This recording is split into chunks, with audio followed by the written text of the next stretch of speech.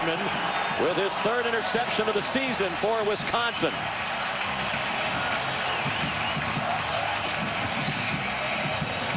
We welcome those of you watching on ABC. You just watched Texas defeat Oklahoma in the Red River rivalry game. This game just underway, less than a minute in. Northwestern drove to midfield after taking the opening kickoff, and then this happened. And Kane Coulter makes the mistake of trying to throw across his body back to the middle of the field. Good disciplined defenses will make you pay, just like the Badgers did. Sojourn Shelton, the interception for Wisconsin. Badgers' first possession starts from their own 36. Right to the ground game they go. No surprise. James White ahead for about 2.5. Part of a dynamic tandem of tailbacks along with Melvin Gordon. The Badgers as a team averaging 300 yards rushing per game. 6th in the country, number 1 in the Big Ten. White averages just under 7 yards per carry, and Melvin Gordon averaging 10 yards per carry. 10.3 to be precise. Joel Stavey is the quarterback, swings it out to their leading receiver, Jared Abrederis. He delivers a blow, lost the ball at the 50, and Northwestern has it. Chichi Araguzzo runs it back into Wisconsin territory. So a possession for each team and a turnover for each team, and a very rare turnover by the Wisconsin Badgers. And not so rare for the Wildcat defense. This is what they're known for, and this is how they stay in ball games. It's all about effort to the football. As Damian Proby comes in from his middle linebacker position, you see right here, he's going to put a helmet right in the back to spring that ball loose along with Travion Henry. And I love the fact, Sean, that he picked the ball up and advanced the football, trusting his athletic ability to make the play. 15th takeaway for Northwestern this year. They lead the conference, and Wisconsin the fewest turnovers entering today's game in the Big Ten. As a matter of fact, since the start of 2010, Wisconsin has the fewest turnovers of any team in the country. Only 36 since the start of 2010 entering today, and that's 10 fewer than any other team. Alabama next with 46. Kane Coulter, the quarterback. Trayvon Green in at running back, 2nd and 6. And the catch made by Rashad Lawrence, who turned to get the first down at the 28-yard line. Sojourn Shelton made the tackle. An inexperienced secondary, and Pat Fitzgerald and his staff will try to take advantage of that today.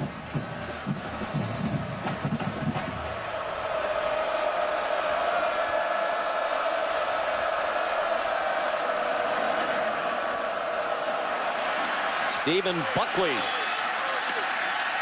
listed as their 4th string running back, but getting a carry early. Desmond Southward made the stop, but that's another 9-yard gain on the carry by Buckley, who got a nice block on the corner. Yeah, you're going to see right here, Chris Borland gets cut by an offensive lineman, and that little hesitation that Chris made cost him the extra step to get there to make a play 5 yards down the field. Ian Park, the guard, got out there to him. Very athletic offensive line. Coulter couldn't throw the quick pass, so he pulls it down and runs to the 10. It'll be first down for Northwestern. Tanner McAvoy, a former quarterback, made the stop. He's now a safety for the Badgers. Here are some impact players brought to you by Chick-fil-A. Well, Venrick Mark will make his mark known, catching, running, and returning. Tony Jones, the speedster, and on defense, Tyler Scott, a defensive end, will create some havoc against Stabby and the Badger offense. First and goal from the 10-yard line. No score just underway on homecoming here in Madison, Wisconsin. First meeting between these two Big Ten rivals since 2010. Venrick Mark slides inside the 5, down near the 3-yard line. McAvoy made the tackle. There's a young man who was a quarterback until a month ago, but with the problems in the secondary, lack of depth, they wanted to take advantage of his athleticism. Well, and he earned that job in practice. Coaches told us yesterday he had about 15 interceptions on scout team. That's why he's out there now. 6'6", a big-bodied safety. Never played safety until a month ago, not even in high school. Mark again, driven back by Ethan Armstrong, senior outside linebacker, their 4th leading tackler for the year. former walk-on, one of several, have had a big impact on this Badger program. I had a chance to talk with Ethan. Very instinctive, partners up well with Borland in the middle. Third down here, and this is where the problem for the Badger defense comes into play. When you have a dual threat quarterback like Kane Coulter, you have to protect the middle against any scramble and him changing a throwing lane into a running lane. Shotgun for Coulter on 3rd down and goal. Nowhere to throw it, and now running out of time and sacked back at the 10-yard line. Chris Borland, the outstanding linebacker. Gary Anderson, his coach, says he's the best linebacker in the country. That's a loss of 6. Well, again, and Chris Borland is not really on a blitz, but he's coming here on a delayed rush. And the one thing he has that a lot of guys don't have, he has football speed. That's why he's able to run Kane Coulter down from behind. There'll be a field goal try from Wisconsin native Jeff Budzine, one of the best kickers in the country. And he's good from 27 yards. Big Ten kicker of the year a year ago. Pat Fitzgerald and the Cats first on the board. This telecast is available in high definition. Brought to you by Vizio. Back at Camp Randall Stadium in Madison, Northwestern taking advantage of a rare Wisconsin turnover. Takes a 27-yard field goal by Jeff Budzine, and the Wildcats lead 3-0. Budzine will kick off. Kenzel Doe back deep. Speedy return man. They've been without him the last couple of weeks with a hamstring injury. And Doe from the goal line.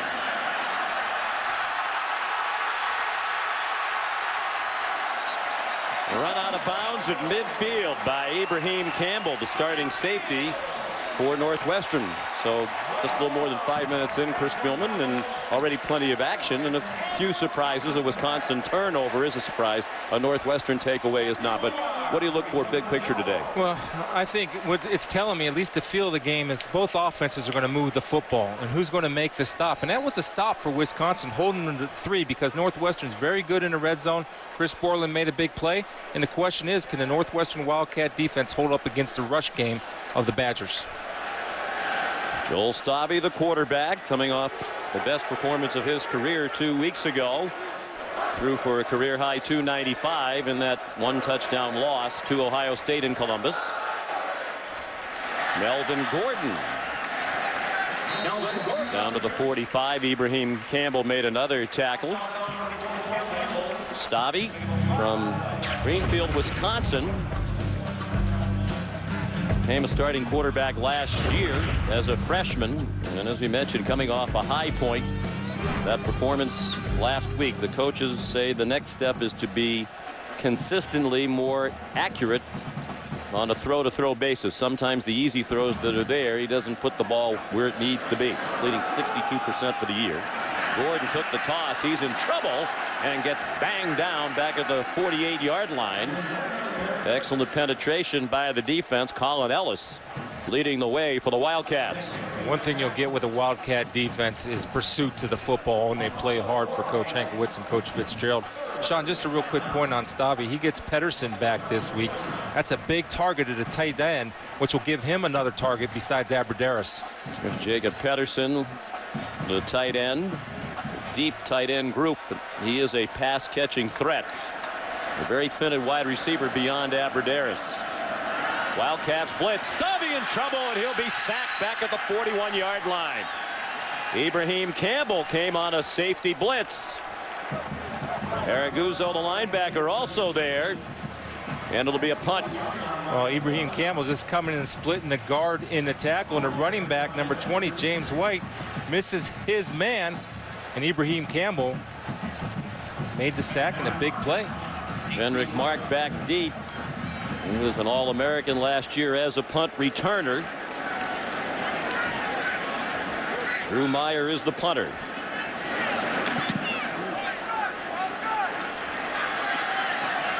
Fair catch signaled.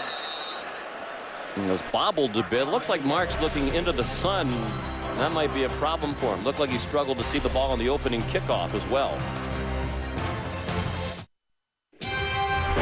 ABC College Football, presented by Buffalo Wild Wings, the official hangout for NCAA football. Nissan, premier partner of the Heisman Trophy. And Goodyear, chosen by experts for superior performance. Goodyear, more driven. Wisconsin athletics this week. It's red and white fight hunger drive. Student athletes going door to door collecting food.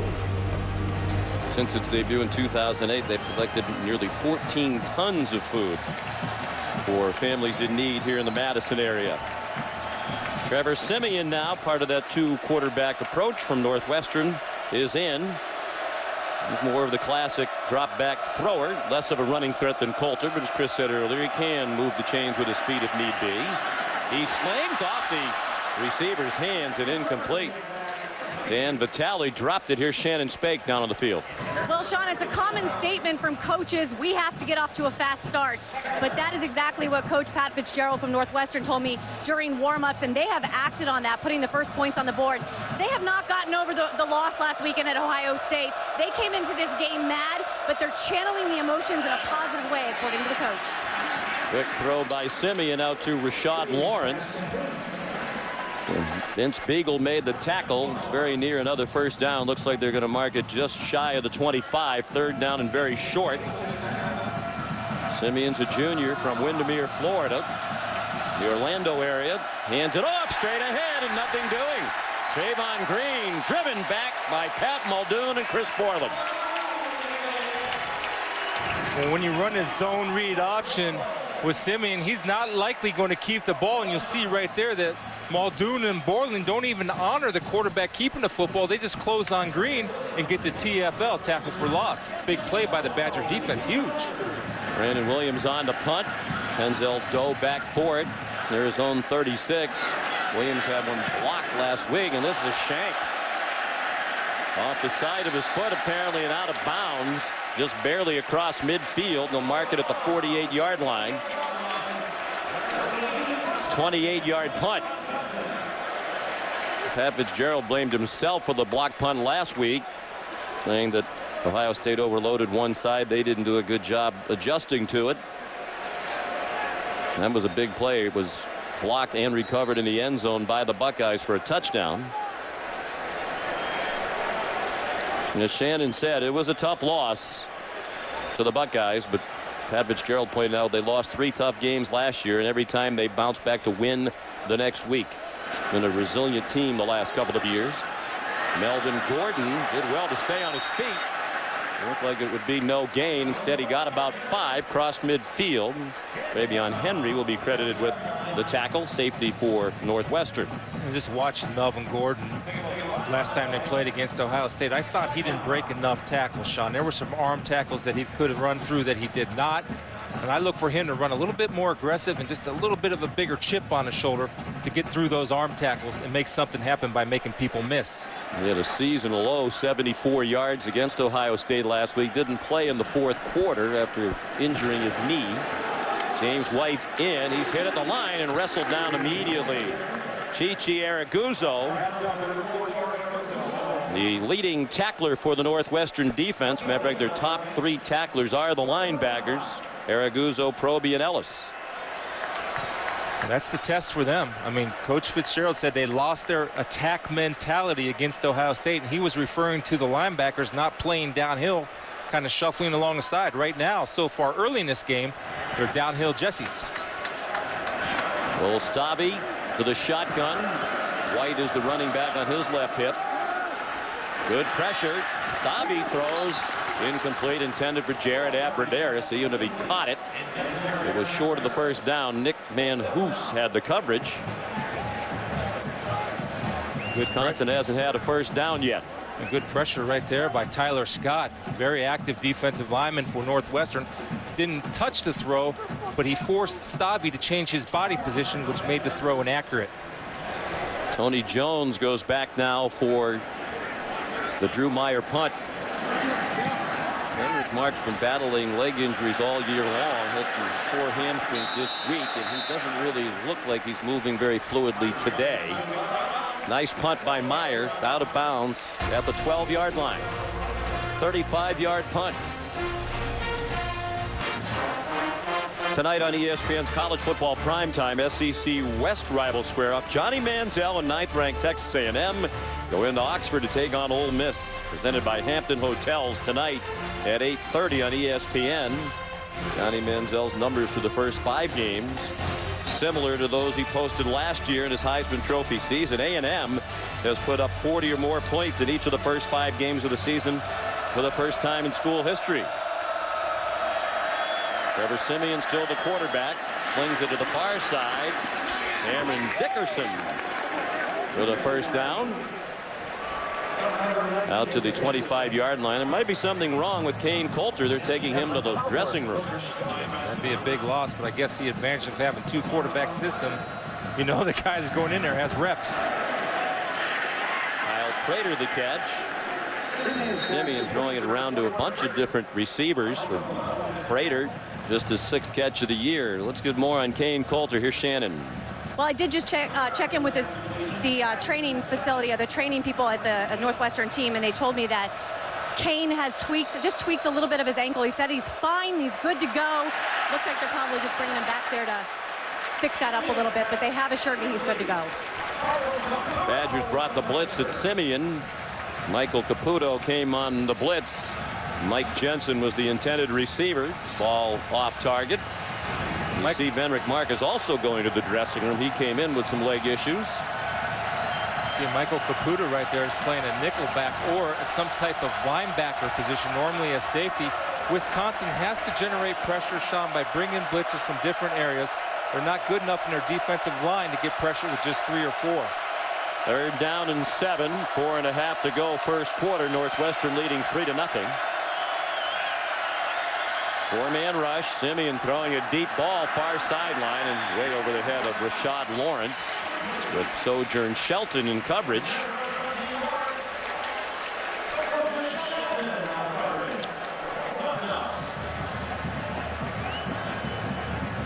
This is similar to what happened the first game of the year out at Cal when Coulter was the starting quarterback. He was injured on the 2nd offensive play. Siemian played the rest of the game and played very well, threw for 276 and 2 touchdowns as Northwestern had a road win.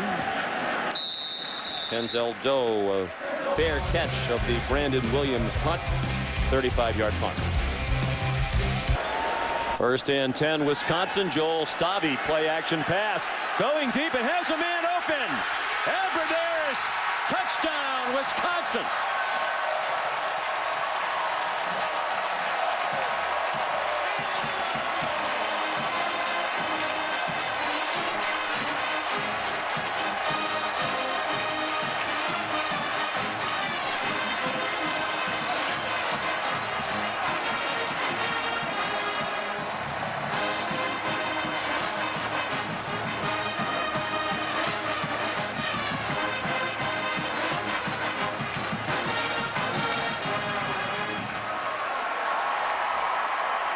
Model huddle, and now they shift back to extra point position.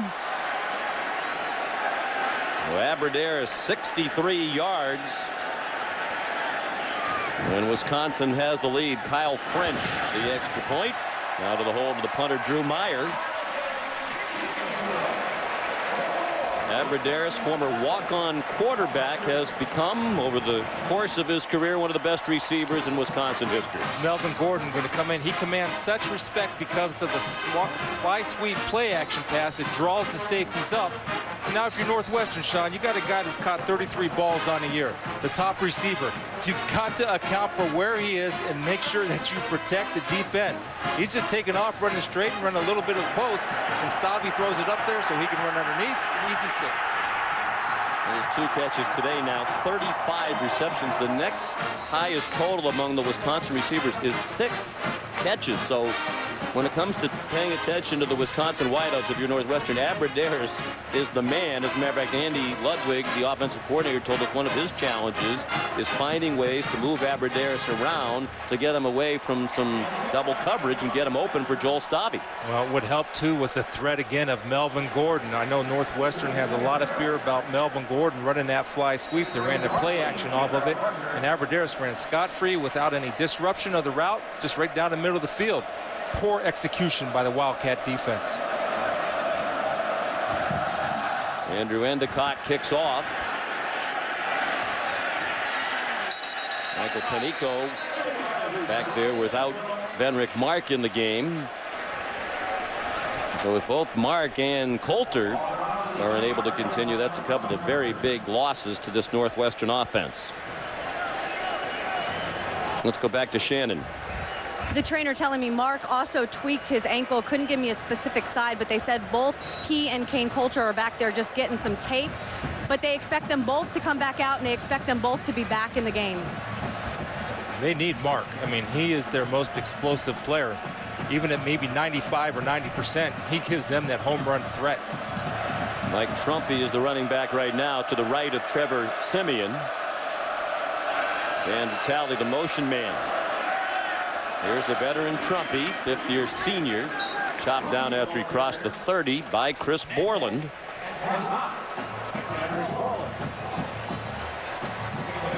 I think, Sean, when I watched Borland play, I was talking to some NFL scouts, and he's got a future in the NFL. Despite his size, he's so athletic and so productive, you'd be crazy not to give him a shot somewhere. Listed at 5'11", deep throw, nice hands catch. Did he finish the catch? Tony Jones, incomplete pass. It looked like it was going to be a very nice acrobatic catch near midfield, but he couldn't hang on and complete the catch. Yeah, this is going to be a game of almost, and this is an almost great catch. But if you want to win this game and compete, you'll be able to make those catches and keep the drive alive. 3rd down and 5. Northwestern. Simeon's pass looked like it was tipped at the line of scrimmage, and it falls incomplete. Intended for Christian Jones. Vince Beagle got in the way of Simeon's throw. Well, they get a little bit more athletic on 3rd downs. They bring Vince Beagle and Brendan Kelly in as pass rushers on the outside. And right now they're doing a good job, and one reason why is they're well rested. They're not playing 1st or 2nd down. They're coming in fresh and hungry to get after the quarterback, and it paid off. Northwestern's 0 for 4 on 3rd downs now. Williams punts. Northwestern's been the worst net punting team in the Big Ten, and it hasn't gone particularly well for them today either. Back in 30 seconds.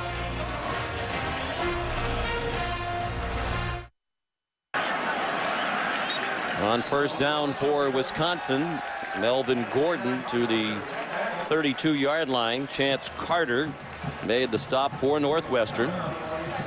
Gordon, the leading rusher in the Big Ten, entering today's action, number 8 in the country, averaging 139 yards per game, and the most carries he's had in the game is 16. They had some blowout wins early in the year against UMass and Tennessee Tech. James White takes over now. He has more than 3,000 career rushing yards, 2nd in the FBS among all active players, behind David Llewellyn of Toledo. Stabby, another play-action pass. And not enough on it for Abradaris, and almost picked off by Nick Van Hoos. Better job of recognition by the Wildcats, and Van Hoos is going to follow Abradaris across the field. Number 23, you're going to see him take a good angle, cut him off, trust his speed. Now the difference, a game of almost. That's a play that you have to make in this type of ball game. That's 2 almost for Northwestern, 0 for Wisconsin. And if you're Wisconsin, Stabby, had he thrown that ball a little earlier, had Abradaris open, didn't have enough on it. It was a little bit too late, gave the defender time to close. 3rd down and 7. You saw Coulter on his way back to the Wildcat sideline. Stabby, the catch made by Jacob Pedersen, but that is a great example of what we said a moment ago, what Andy Ludwig is talking about. If Stabby is more accurate with that throw, he hits him in stride and there's run after the catch. There are too many times with throws like that that the receiver has to dive to make a catch. Yeah, and you can see that's a great point. You can also see his hesitation to run the football to get the 1st down, which would have been a much easier play for him. But you're right, Sean, those intermediate throws is where he needs to improve his accuracy for this offense to be clicking on all cylinders. Their own 44. The Badgers go 1st and 10. 2 minutes to go in the 1st quarter. A screen to the tight end, Pedersen. He has another 1st down to the 45-yard line of Northwestern. Chance Carter, another tackle. Well, right here you're going to see James White. He's going to come off the play action. And Watt, number 34, is going to remove the defensive back. And I tell you, Araguzzo, number 44, does a good job of at least forcing the ball back into the pursuing defense, avoiding the cut block. That could have been a big play if Araguzzo doesn't force that ball back in. There's an 11-yard gain. Melvin Gordon back in. Inside the 40, banged down by Damian Proby. They try to make the touches even, as you can see, coming into the ball game. One rush separating the two. They come to the line quickly. And another inaccurate throw by Stavi. It should be a much easier throw than he just made that one look. Low for Alex Erickson. That's the improvement that he needs to make. And one thing about what Andy Ludwig and Coach Anderson did when they came in here, they adjusted what they want to do eventually to what Wisconsin is. Now, they're never going to lose that physical part of that football game, but eventually, as they move forward in their careers here, they would like to get a little bit more athletic at that quarterback position. Go to more of the spread game so many teams use, with more of a dual threat type quarterback. But Stavi won the battle in the preseason to be the starter. He's done a lot of very good things for this team as they've gone 3-2 to start the year.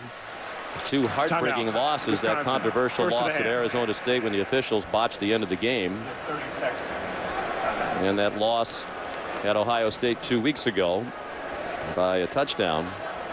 They very easily could be 4-1, Chris. Remember, when I look at Wisconsin in my mind, I almost give them 4-1 because in all likelihood they would have won the game at Arizona State had the officials not mismanaged the end of that game.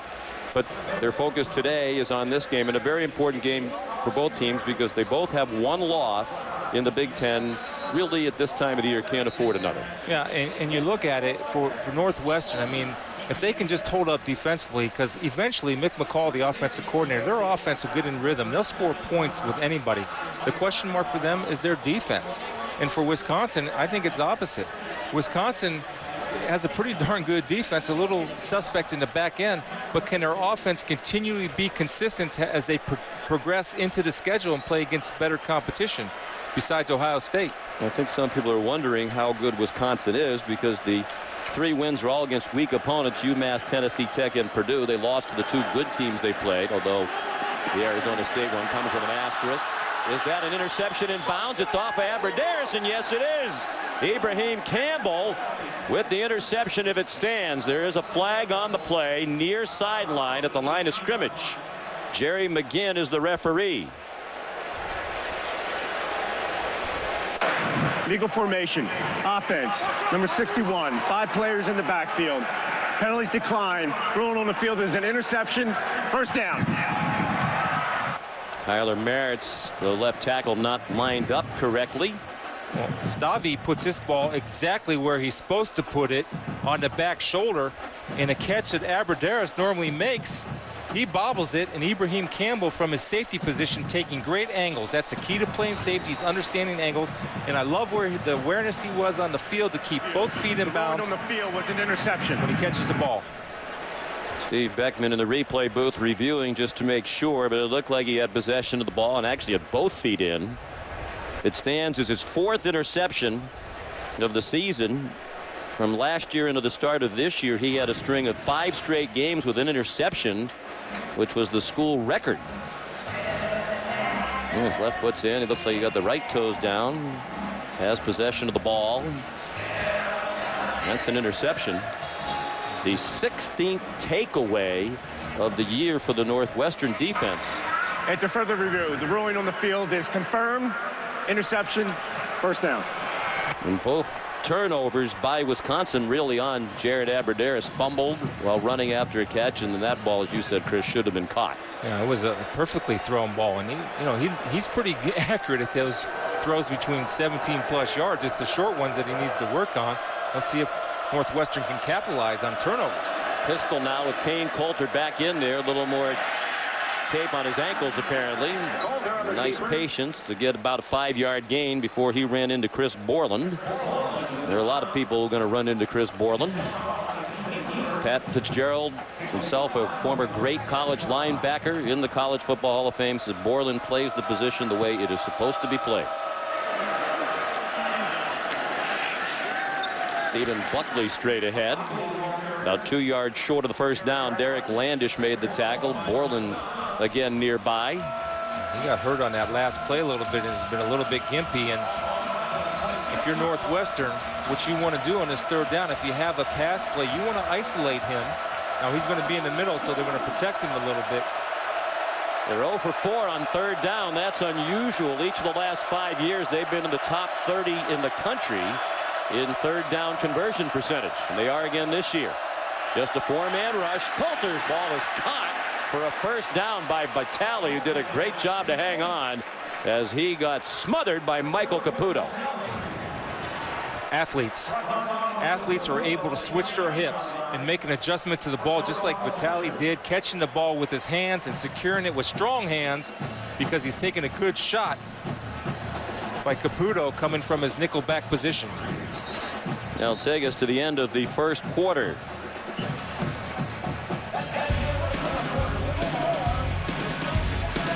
Wisconsin leads 7-3 on a 63-yard touchdown catch by Aberderis. Both teams have made some mistakes. That's the highlight of the quarter. Really the only highlight for Aberderis, responsible for 2 turnovers as well.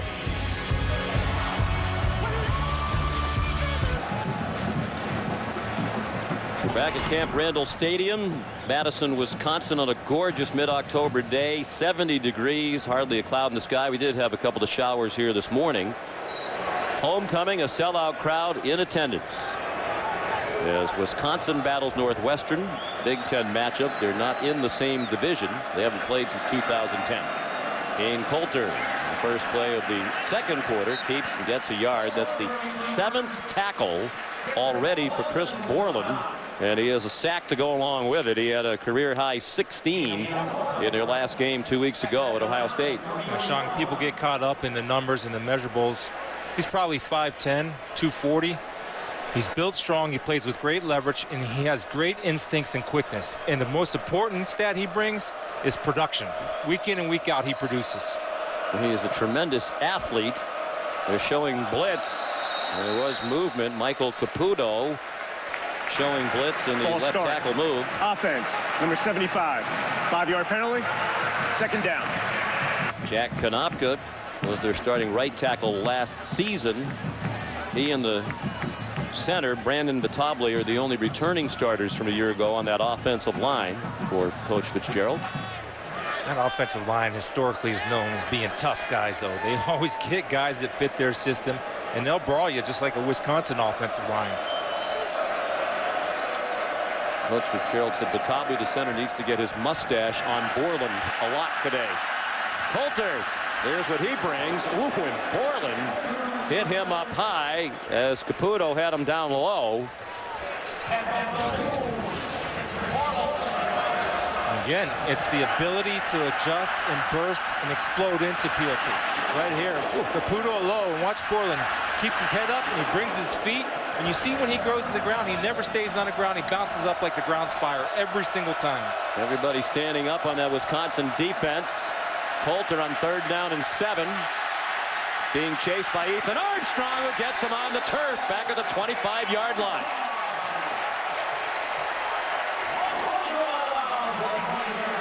One of the question marks coming in was the back end of the secondary of Wisconsin. This is a coverage sack. Ethan Armstrong is disciplined not to go inside, understanding that he has contained the outside part of the field. He's also a very good athlete with the speed to close and finish on Coulter. Brandon Williams to punt again. Another sack for Wisconsin. Williams gets the punt off, and that's a good one. Denzel Doe, fair catch while backpedaling inside the 25-yard line. 7-3 Badgers. They'll have the ball when we come back to Madison. Sean. All right, Robert, thank you. Welcome back, everybody, to Madison, Wisconsin. Badgers leading the Northwestern Wildcats 7-3, opening minutes of the second quarter. Joel Stavy under center. James White is the running back for Wisconsin, with 2 tight ends in the game. Stavy, quick throw. Jordan Frederick able to hang on there without Jared Aberderis for the moment. Earlier we saw him run into the locker room. Didn't appear to be in any pain, but apparently hasn't come back yet. Is that a catch? It was a close call. That stands at just the 7th of the year. Jordan Frederick. Here comes Abradaris back out of the locker room. You would think if he's fine and able to continue on, he'd be in a little more hurry to get back to the sideline.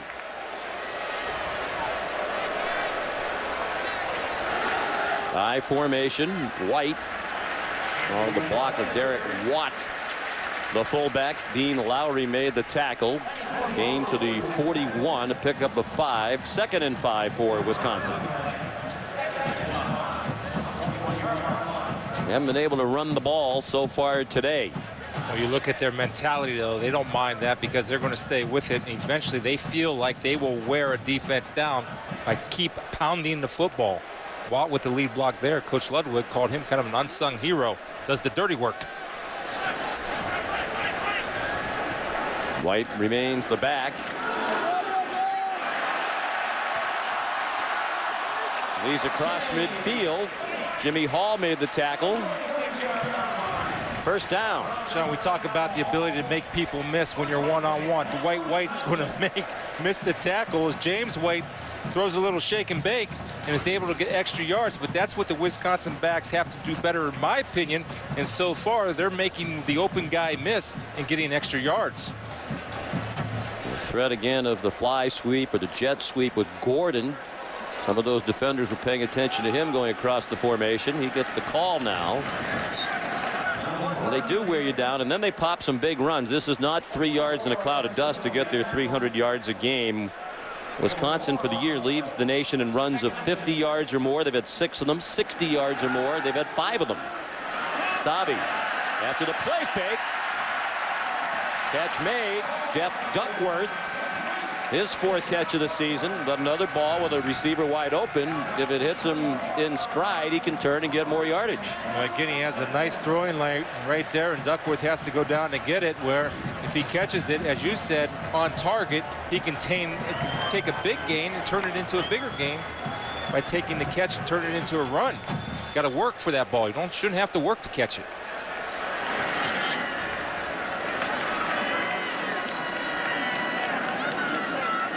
On 1st and 10, another play action pass. James White the catch to the 19. That's a gain of 5. Here's Shannon. Well, guys, Jared Abradaris spent about 5 minutes on the bench before he went into the locker room with one of the doctors. He is back out here. Helmet is not in hand. The team is telling me he has a head injury and he is done for the day. This is a huge hit to this team. Well, it is, but it's another chance for other guys to step up. And right now, Frederick has a catch, and then Duckworth with the long catch. So they can grow as a football team because they're not going to rely on Abradaris to be the only guy to catch the football. They do have the deep tight end group. You wonder if we'll see more formations with multiple tight ends. James White inside the 17-yard line. Will Hampton tripped him up for Northwestern. Really, Abradaris, their only big-time playmaker at wide receiver. We mentioned earlier he had 33 catches to start the day. The next highest total among the wide receivers was 6 for Jordan Frederick. And they're looking for somebody else to step up. At this point in the season, nobody has. Today, they have to. Talked about seeing those tight ends. They got a lot of tight ends in the ball game right now. 3 of them. Including Arneson, number 49, who shifted out wide to the right and then back to attach to the line. Melvin Gordon close to the first down at the 14-yard line. Jimmy Hall, Chichi Araguzzo in on the stop. It is a first down for the Badgers with 9 minutes to go in the half. They ran right to those 3 tight ends, Sean. They lined 2 of them up. They brought Pedersen in motion trying to outflank. Northwestern reacted well, but they only needed a yard, and their physical was able to get. Stabby come off the field, and here's James White now lined up in the Wildcat. Ball start. Offense, number 48. 5-yard penalty. First down. Jacob Pedersen, one of the tight ends. No surprise right there. They worked on this in practice on Thursday, this formation. And a lot of times when you come in and change anybody that's a signal caller or called in a cadence, a lot of times people aren't used to it and they'll jump. Stabby back in. The first accepted penalty against Wisconsin. Stabby's been outstanding this year in the red zone. 71% completions without an interception. 5 touchdown passes. That's on target. Melvin Gordon to catch. That's his first reception of the year. James White is the pass receiver out of the backfield. Dwight White made the tackle. Gordon had just 2 catches last year. It's his 3rd career catch. And that's Coach Ludwig getting creative. I mean, you don't have Aberdair, so let's put Gordon out there, let him get in space and work one-on-one. It's a nice adjustment by that whole Wisconsin offensive staff. They have one of the best in the business coordinating the offense, and Andy Ludwig.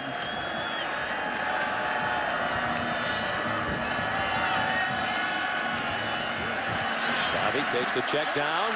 James White inside the 5 and down at the 1-yard line, where it'll be 1st and goal. Jimmy Hall, the safety, another tackle with help from Damian Proby, a gain of 13. And that's the difference that you and I were talking about. What do we have there? An accurate throw, so he didn't have to work to catch the ball. So he's getting it right in his chest and right in a running position. Right here, Pedersen's going to sit down. Stabby looks to James White, and he does not have to work, so he can get that transition a lot quicker. White is the tailback. 3 tight ends in the game. Derek Watt, the fullback, leading the way for the White touchdown.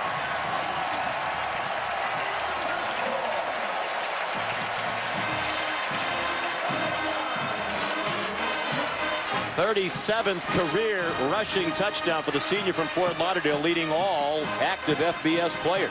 What a job by Havenstein and Watt, pancaking their guy 5 yards in the end zone. Sean, I'll tell you, it's pretty easy to score if they're driving the defense 5 yards into the red.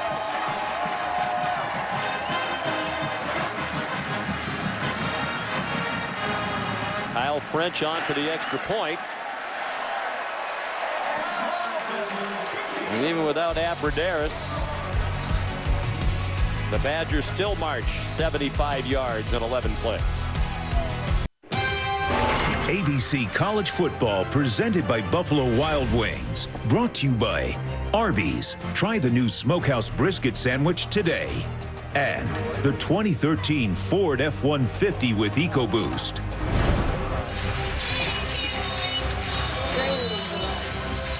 Yesterday, members of the Wisconsin football team paying a visit to children at the American Family Children's Hospital here in Madison. The University of Wisconsin, obviously a huge part of this community. The state capital, folks love the Badgers, and you get the sense that the athletes on this campus, Chris, appreciate how much they mean to the people who live here, and they're very actively involved in their community. Yeah, and like so many coaches, and Coach Anderson emphasizes community service, and what a difference those young men make in those children's lives. It's fun to see. Andrew Endicott kicks off. Stephen Buckley tripped up shy of the 15-yard line. Great coverage by Vince Beagle. Here's Shannon. Well, guys, we saw Venric Mark go off the field earlier in the game. The trainer just told me that he's getting x-rays on his ankle. They do have an x-ray facility here at the stadium, so that's where he is right now. They haven't ruled him out. We'll obviously follow the story, but right now he is getting some x-rays for an ankle. There's Kane Coulter at quarterback now. Senior from Denver, Colorado. Actually switches out to wide receiver. And Simeon is the quarterback. They did this a lot last week against Ohio State. Simeon running out of time. Flag thrown where you would expect a hold, and they still get him behind the line of scrimmage. Connor O'Neill, one of the linebackers, senior from Delray Beach, Florida. And it is a holding call against Northwestern. What we were seeing, Sean, might be a product of the loss of Venric Mark, about getting athletes on the field, and Coulter's an explosive player, so you want to try to get both on the field at the same time. And just like Wisconsin had to adjust offensively. Offense, number 66. Penalties decline, 2nd down. The Wildcats have to adjust offensively, and that could be one of the adjustments that we see as we move forward into this ball game. And Vitale, the fine center, called for the hold. So it's the third sack for Wisconsin. With the new staff, Dave Aranda as the defensive coordinator, came with Coach Anderson from Utah State. They want to play an attacking style of defense, but prior to today hadn't come up with sacks and turnovers. Been much better in that regard today. That'll make Coach Aranda and the staff very happy. Trayvon Green on the right hip of Simeon. Another flag thrown. He's sacked again. This time by Vince Beagle, who's had a terrific first half for Wisconsin. One of the problems that Simeon has, and Wisconsin felt they could exploit this. Holding. Offense. Number 66. Penalties decline. Third down. Is the fact that he holds on to the football, and that's the second one in a row of Vitale. But right here, this isn't bad protection, even with the hold, but he does hold on to the football. Sometimes you got to realize, just throw it away and live to fight another down. Ball back at the 9-yard line. Third down and 15. And everybody standing up on that Wisconsin defense. And they bring a blitz. Time for Simeon this time, and his throw too long. In the direction of Dan Vitale.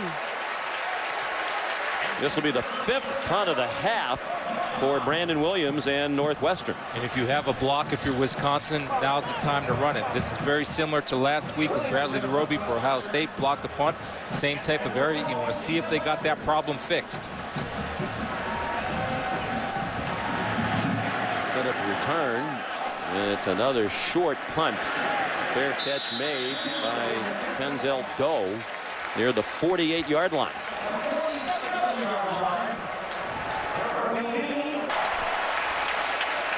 Back at Camp Randall Stadium. Aflac. Time for the Aflac trivia question. Wisconsin has appeared in the last 3 Rose Bowl games. What was the last Big Ten school to appear in 4 straight Rose Bowl games? Go back a ways for that one.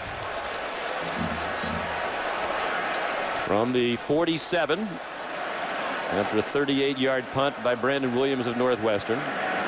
Stabby a play fake, pressured immediately by the blitz, shows that he can run as well. Joel Stabby, nicely done. Inside the 40. He is an engineering major. Araguzzo chased him out, and Andy Ludwig, the offensive coordinator, says he is super smart, and this was a very smart move. It was, and he still keeps his eyes downfield till the very last second, but he's a good enough athlete to keep those chains moving, or at least get positive yards and not making a silly throw. 9-yard gain. 1 yard short of his longest run of the year. Melvin Gordon, the running back. Then playing without Jared Abradaris. Extra tight ends in the game. Gordon breaks through. Bounces off the hit from Campbell. Jimmy Hall finally got him down with help from Colin Ellis. It's at the 23-yard line. First down, Wisconsin, after a 15-yard run. Sean, it's such a luxury to have a center, number 73, be able to pull, because you can down block and he becomes the lead blocker. And at 322 pounds, when he can pull, that's an athlete clearing the way for Melvin Gordon. The center, Dallas Llewellyn, did not play last week at Ohio State. That hurt them. Had a leg injury.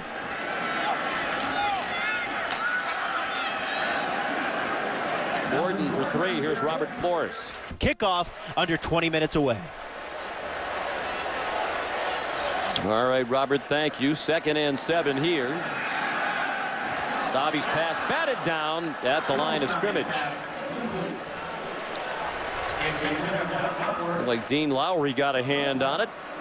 One of the defensive ends for Coach Fitzgerald, and they do that a lot. One of the reasons they have a bunch of takeaways, they tip a lot of balls to the line of scrimmage. Well, again, and that's being a smart football player. If you're getting blocked on the pass rush, you try to peek at the quarterback, and then if you see him looking your way, you try to get in throwing lanes and get those big hands up.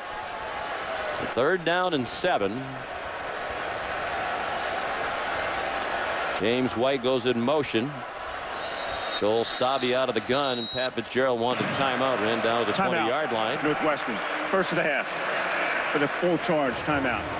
With 4:07 to go until halftime here in Madison. Back in Madison, time to answer today's Aflac trivia question. Wisconsin's been to the last 3 Rose Bowl games. What was the last Big Ten school to appear in 4 straight? You want to guess? I'll be a homer and say Ohio State. Wow, you just get it right every week, but it was a long time ago, mid-70s, even before you played. It's Archie Griffin time. I knew that. Which, by the way, happy birthday to you. Thank you. Buckeye legend Chris Spielman, 48 yesterday. Yes, sir. Left my card in the store, sorry. Stabby throws to the end zone, incomplete.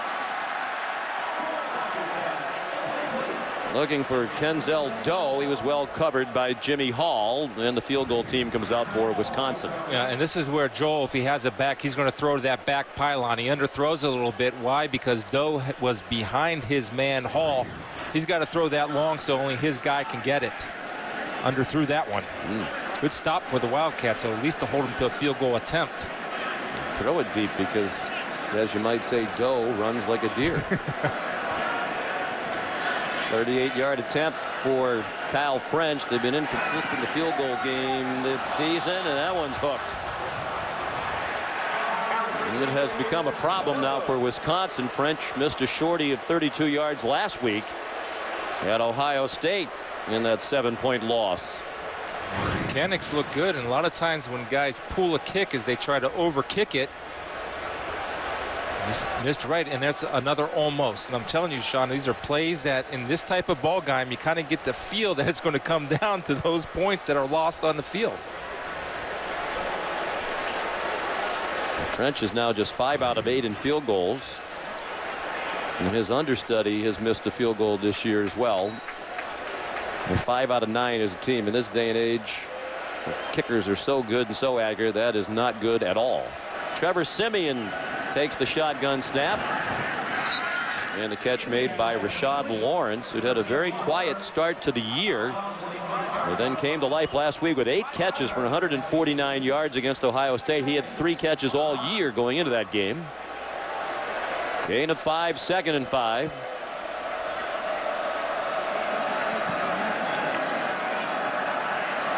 Siemian again to Lawrence, and this time incomplete. Darius Hillary there to try to break it up for Wisconsin. 3rd and 5, and the Cats are just 1 out of 7 on 3rd down. They came in 49% for the year. Well, if it holds true, we're expecting the Badger defense to bring some type of pressure. That means more than 4 guys bringing 5 to put pressure on Siemian. And Coulter's not on the field here as a wide receiver on 3rd down and 5.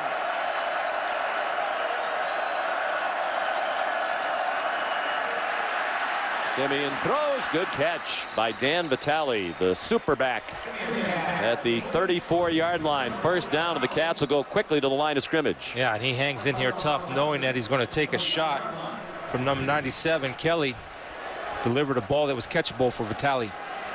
Here comes a blitz from Wisconsin. Siemian steps through it and slides down at the 40-yard line. Ethan Armstrong nearest. Little hidden thing right there. Trumpy did a great job of picking up the blitz, allow Siemian to scramble for 6. Yeah, this pass is dropped by Rashad Lawrence, who would have had a 1st down had he been able to hold on. I admire the honesty of Trevor Siemian. We spoke with him the other day. We asked him, how'd you choose Northwestern? He said, well, I chose it because it was the best school I could get into, and I never would have been able to get in there if it was not for the help from football. Like so many of these football players, taking advantage of an opportunity at one of the great academic institutions in America. And it's a football program with the best graduation rate, APR, in the country the last few years. I'm sure he's doing just fine because he's a hard worker. He is. Coulter's in at wide receiver now. 3rd down and 4 from their own 40. And a high throw. Too hot to handle. Intended for Kane Coulter. Here's Dave Aranda. The defensive coordinator has to be much happier with the way that they've played today. He should. And this is Coulter playing quarterback, trying to play wide receiver, because he does not have good footing coming out of that break, where he doesn't settle it down and get his feet underneath him. Causes him to stumble in the overthrow. Brandon Williams, another low line drive punt, his 6th punt of the day.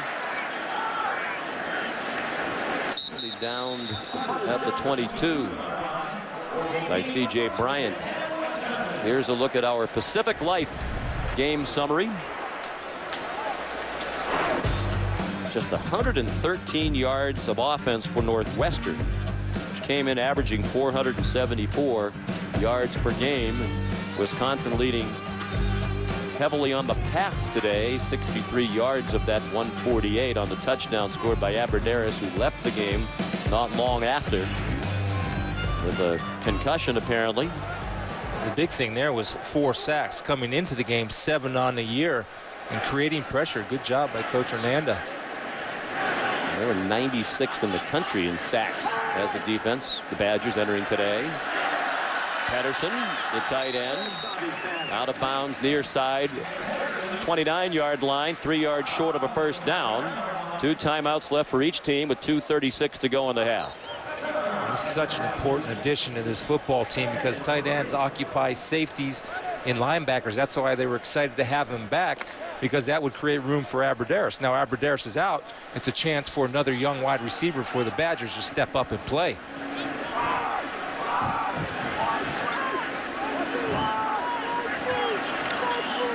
They hand it off to Gordon.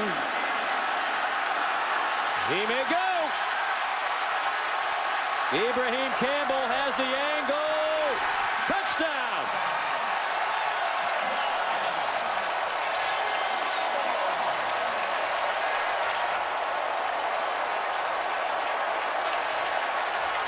Creating matchup, tight end, tight end. Good blockers on the secondary. Here comes Melvin Gordon on the fly sweep. Watch the execution of this play. Perfect handoff in full speed. And you see the tight end's able to get a hat on a hat. Duckworth gets it away just enough.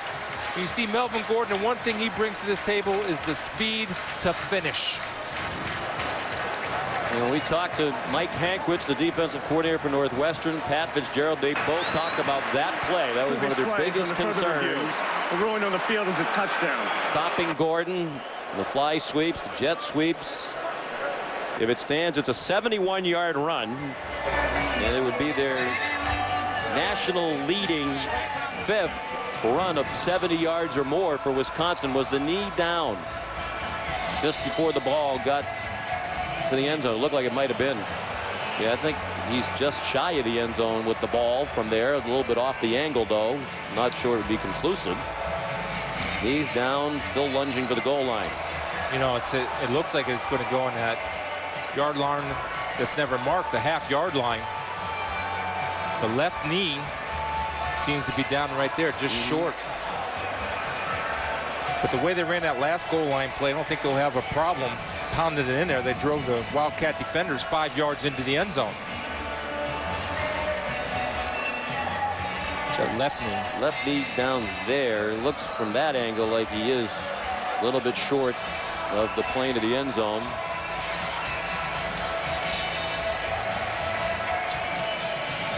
They are remarkably explosive with those long runs. And particularly Gordon. Jerry McGinn on the headset. Steve Beckman is the replay official. Don't forget, now that's also setting something up later. The fake fly sweep. Then you have a lot of things further going off review, of it. the ruling on the field stands. I think the reason why, Chris, it just wasn't conclusive. I mean, if you had to bet, I would say, would you, that short looked like he was a little bit short, but I don't think it was clear beyond a reasonable doubt there. Indisputable. So it's another long touchdown run. There's Jack Russell. We mentioned that French has had some problems this year. Jack Russell's 0 for 1 in field goals, comes on to kick the extra point. And it is good. And all of a sudden, on one play, Wisconsin's rushing totals up to 133 for the game. Tonight on ESPN's college football primetime, Johnny Manziel and 9th-ranked Texas A&M taking on Ole Miss. College football primetime presented by Hampton Hotels. That's at 8:30 tonight on ESPN. You can also watch it live, of course, on Watch ESPN. If Ole Miss can find their offense and A&M can find their defense, and we'll have a pretty good game.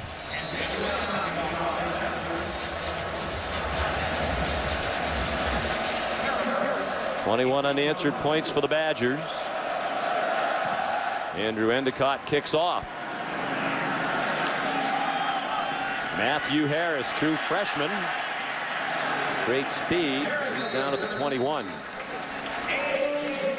Just 3 points on the board for Northwestern, and a big reason why that man. Well, his center of gravity, Sean, is so low to the ground, so he plays with great balance and great burst. And he has one of those guys that when they hit you, they have good timing and they get everything behind the hip. And the thing I love about it, Sean, he keeps his face up and he tackles with his eyes. He sees what he hits and he hits what he sees.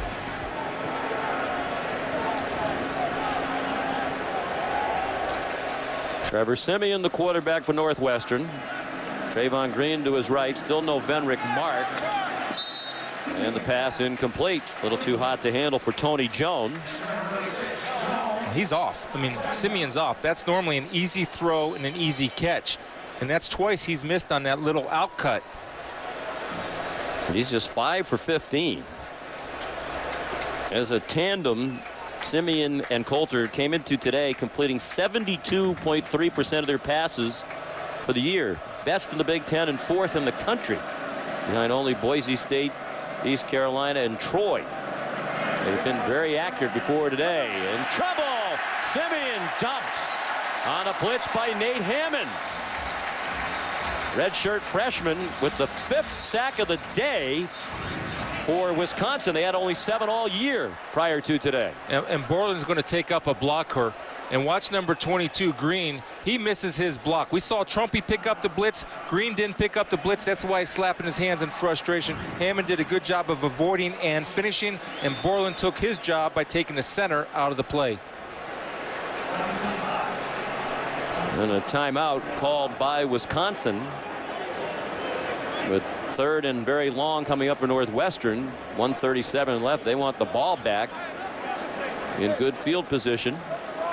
Mentioned these two teams are not in the same division of the Big Ten. Northwestern's in the legends and Wisconsin in the leaders. Northwestern hoping for another shot at Ohio State down the road in the Big Ten championship game.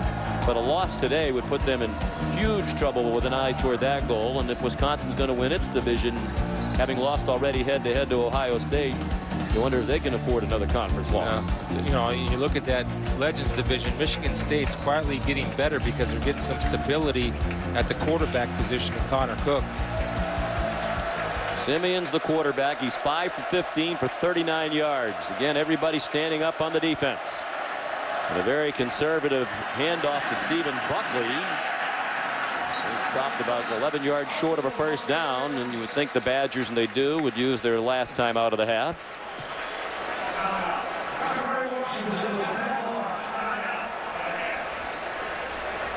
There's Dave Aranda.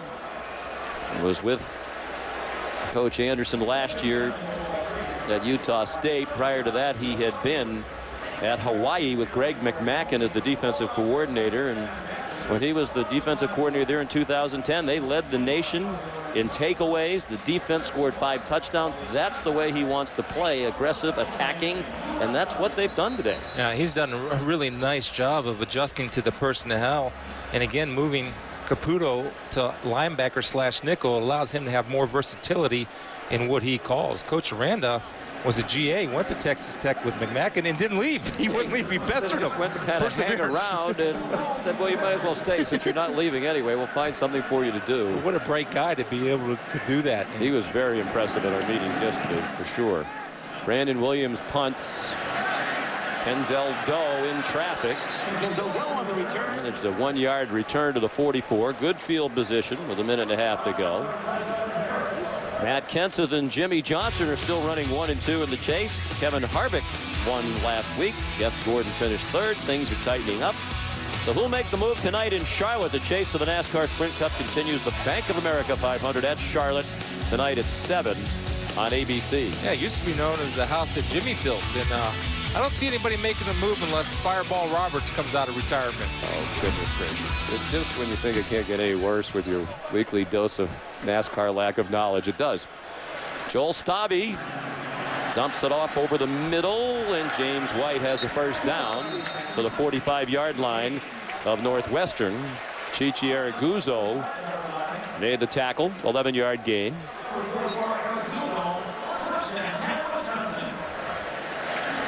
Stabby out of the gun. Has his man Jordan Frederick. And that's 10 more. Looks like they'll mark it just short of the first down. It's about 9.5. And the clock is running down to 1 minute to go. No timeouts. And again, a shaky field goal situation right now for the Badgers too. Stabby, interception. Tried to force it down the field to Kenzel Doe, and it was picked off by Jimmy Hall. Well, it looked like he had White wide open again out of the backfield, but got a little bit greedier and threw the second interception of the day. First one wasn't his fault, but this one was, it seemed. Again, Sean, he's got to read the receiver in relation to the safety. He's behind him, and the safety is underneath. You got to throw the ball over the top where he only gets it, and Hall comes in and jumps and makes the play.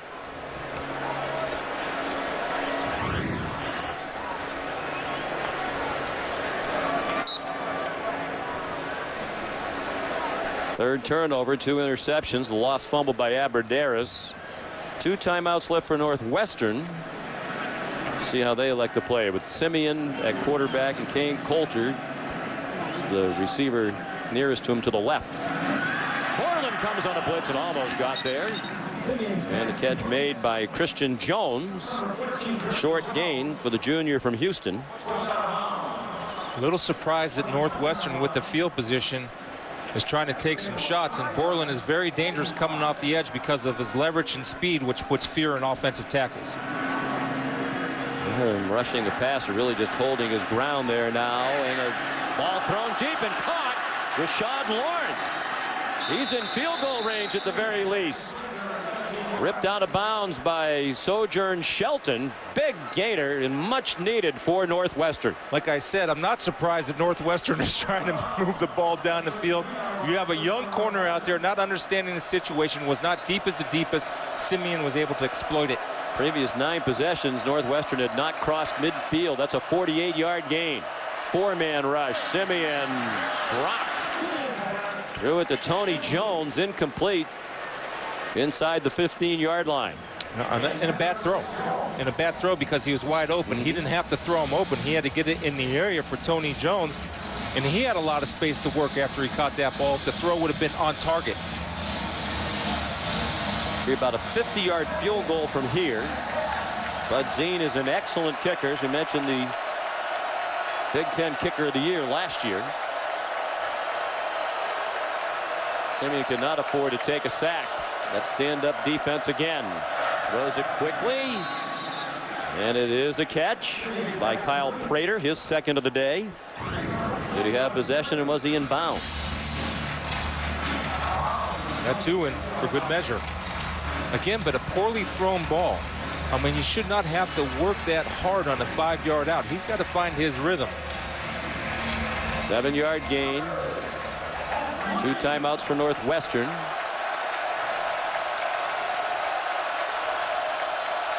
Again, everybody standing along that defensive front for Wisconsin. Simeon pressured, throws, incomplete. Intended for Cameron Dickerson. Chikari Washington, a true freshman, had coverage. It'll be 4th down. The field goal unit comes on. I think Dickerson stops right here. In the face of pressure, Simeon delivers a nice ball, but you see him kind of hesitate, which threw the timing of the pass off. I wonder if some of the players are having a hard time seeing the ball. As we mentioned, in that direction, they're looking back into the sun. Now there are shadows in some parts of the field. There's Bud Zine. 1 for 1 today from 27. This is a 43-yarder. Needs a slice, and he got it.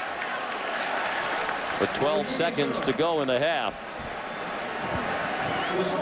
Jeff Budzine, Wisconsin native,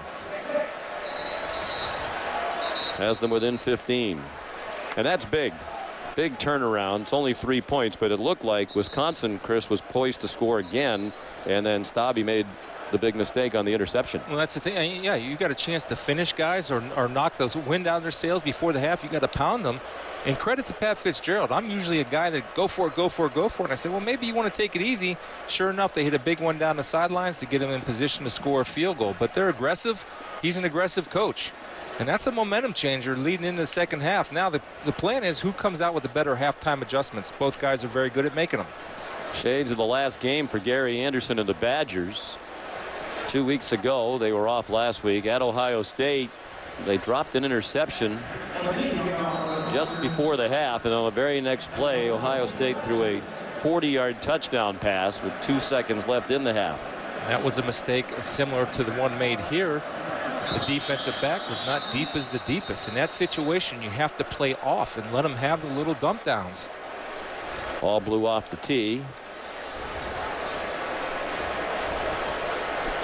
So Budzine, after his longest field goal of the year, will kick it off to Kenzel Doe.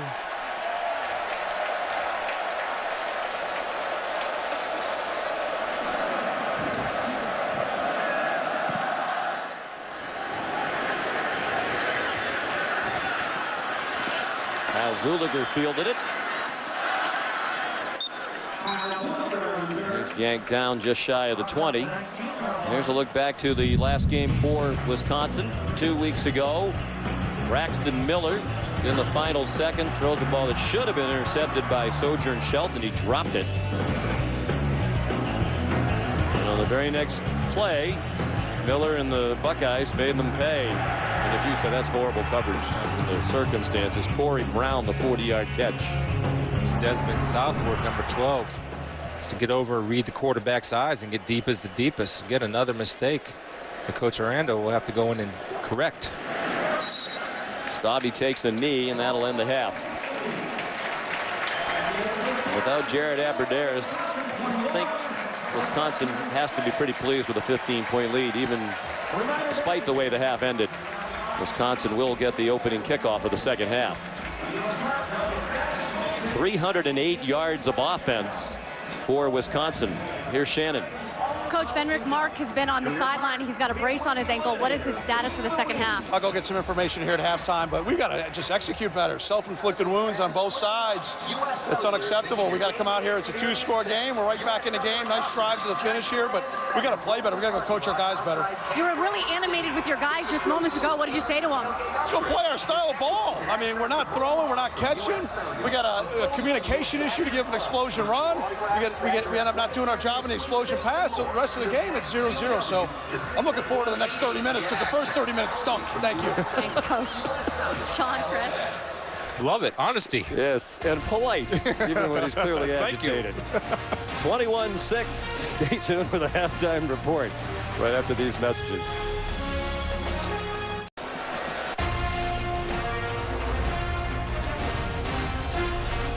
We welcome you back to Camp Randall Stadium in Madison, Wisconsin. Halftime. The Badgers leading Northwestern 21-6. 308 yards of offense for Wisconsin. They had two very big plays, a couple of long touchdowns, a pass from Joel Staubby to Jared Aberderis, the long touchdown run of 71 yards by Melvin Gordon. It wasn't a very good half for Northwestern. I think if you're a Wildcat fan, Chris, it really could have been a lot worse for them. What did they need to do to get this turned around in the second half? Well, that's not the Northwestern team that I watched on film, and I agree with Coach Fitzgerald. They stunk the first half. They're better than that. And for me, you got to maybe get Kane Coulter back at quarterback to get him in the rhythm. Simeon wasn't in his rhythm. They missed a lot of opportunities, and they have to stop giving up the big plays on defense. 2 of the 3 touchdowns were 71-yarder, then the long pass to Aberderis. Wisconsin, stop turning the ball over, pound the ball on the ground. You can control this ball game. Gary Anderson's Badgers had 5 sacks while they were on defense from 5 different players. Big reason why Northwestern scuffled on offense. Wisconsin received the second half kickoff from Jeff Budzine. Kenzel Doe won't do it. Here's our Pacific Life game summary. A big first half for the man Gary Anderson calls the best linebacker in the country, Chris Borland. I think he is, Sean. I think he makes a lot of plays. He's versatile. And they're losing Abradaris. He got concussed, we think, in the first half, but he made a big play before his exit. Then, of course, the ever-explosive Melvin Gordon popping one for 71. Been a big play offense all season long. Joel Stabby, the quarterback, 12 for 19 for 175. 1 touchdown, 2 interceptions. Comes out slinging, deflected and incomplete in the direction of Jeff Duckworth. Here's Shannon Spake. Well, Sean, it seems Pat Fitzgerald wasn't the only coach using some eloquent words going into the half. Coach Gary Anderson told me that most of the stuff he said in there, he couldn't tell me what he said, but he did say he was happy with defense. He was not happy with the offensive performance. He said too many mental mistakes. We can't turn the ball over. And guys, there will be a personnel change. Jack Russell will now be your field goal kicker in the second half. I think he's referring to the penalties and the missed opportunities. They left a lot of points on the field. The turnover's the big problem. 3 of them. Quick hitter, James White. First down, just shy of the 40-yard line. Ibrahim Campbell made the tackle. There's so many ways to attack you up front. And again, when you get movement, and Havenstein, number 78, is able to turn his guy out to create running lanes for James White, who has a nice little burst and runs with a little bit more power. Something I didn't see last week from the Wisconsin defensive backs 2 weeks ago, I'm seeing today where they're running through tackles.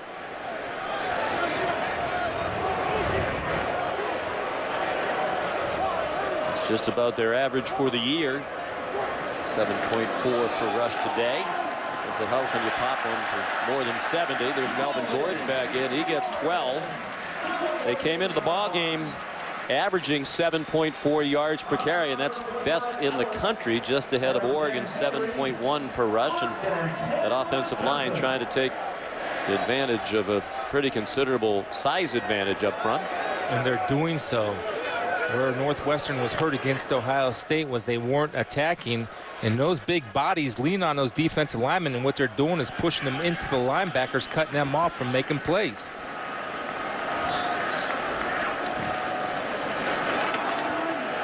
Gordon did well to get across the line of scrimmage. Travion Henry, the safety, made the tackle.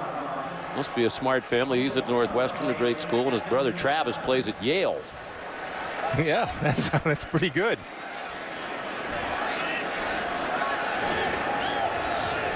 Listen, we're not used to seeing this. Teams huddling up, taking their time. 2 backs, 3 tights. What's going on? I think particularly without Abradaris. They like long ball control drives here. Tough run by Gordon to the 40. Without Jared Abradaris, they have nobody who really has established himself as a threat as a wide receiver. Yeah, and nobody runs the power play like Wisconsin. That's when the backside guard pulls around and becomes a lead blocker. And again, when you're getting 7, 8 yards a pop, you don't need to throw the football. You're controlling the clock, and you're taking the will of Northwestern. When their approach, Andy Ludwig said, run the ball, then use the play action pass to throw deep strikes. That's what's worked for them a lot of the year, including today, when they hit that deep pass to Abradaris. Melvin Gordon gets the first down. They are balanced.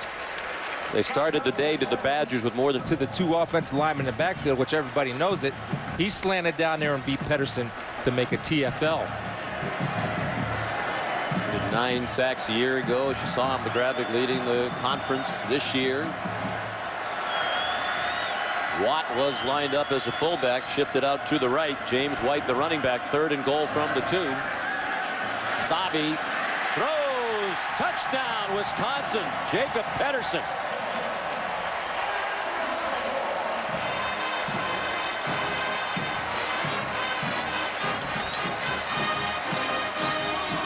Very impressive drive to begin the second half for the Badgers.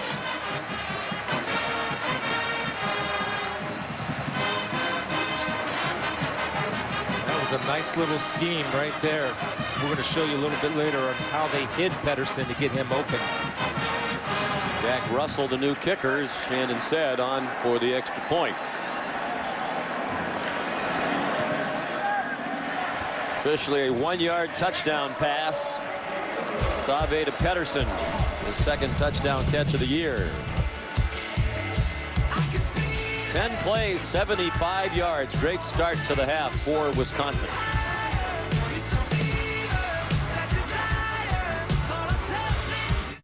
But Wisconsin, in terms of the numbers and the size of them. They got quite a tradition of tight ends here, too. They sure do. Here's Matthew Harris, the freshman. Bringing back Andrew Endicott's kickoff.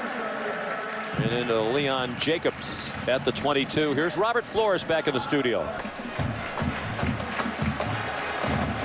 All right, Robert, thank you very much. Northwestern needs to get it going and needs to do it quickly. They start with Trevor Siemian. Need to throw some short passes, Sean, to get him a little bit of rhythm and get him a feel for the game. It's been off.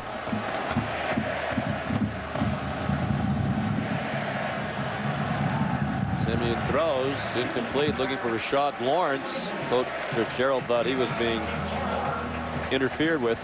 So, Chris, if you take out the beginning game of the year at Cal, when Coulter was injured very early in the game, Coulter has taken about 2/3 of the snaps at quarterback for the year. But not today, and you think it's now because they're behind by so much, they think they just need to rely more heavily on the downfield throwing game? Well, I think it's by feel, and I'm feeling Coulter, and McCall's feeling Siemian, but I think this guy should be playing back here, not out here. That's Coulter.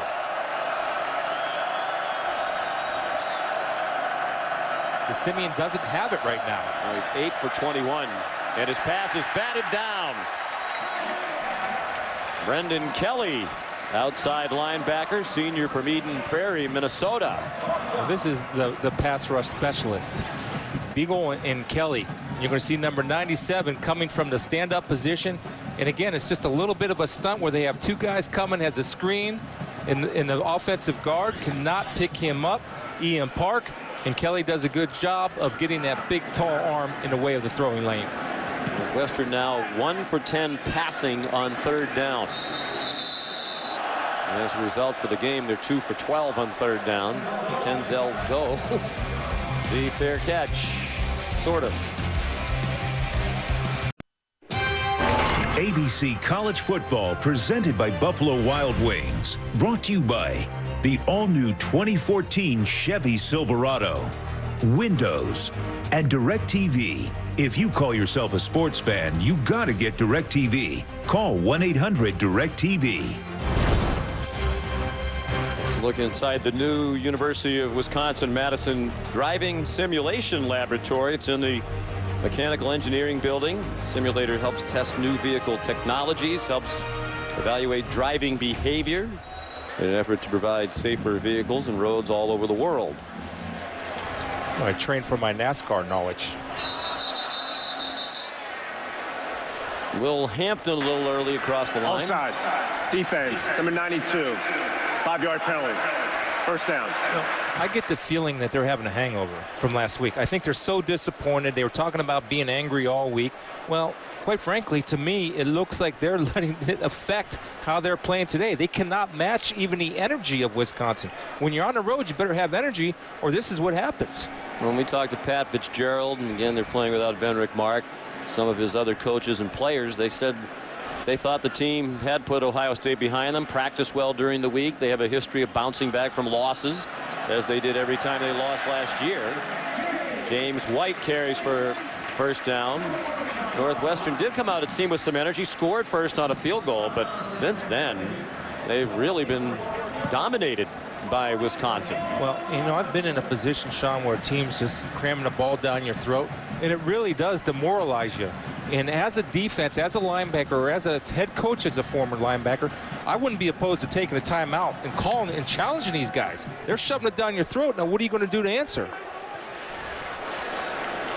Stavi throws quickly to Jeff Duckworth. Across the boundary of the 37-yard line, Matt Harris made the tackle.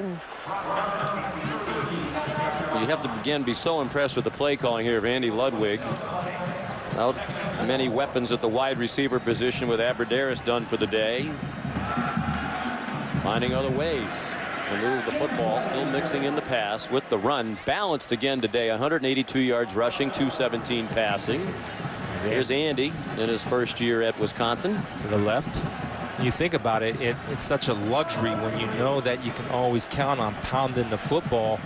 Then in his mind, he can pick and choose when he takes shots down the field. Then you have the play action working, which, in my opinion, as you see Kane Coulter going off the field, in my opinion, you should not be fooled by play action against this team because their offensive tackles stand straight up. They give it away every time. As they did there. Stabby got it off, incomplete for Jordan Frederick.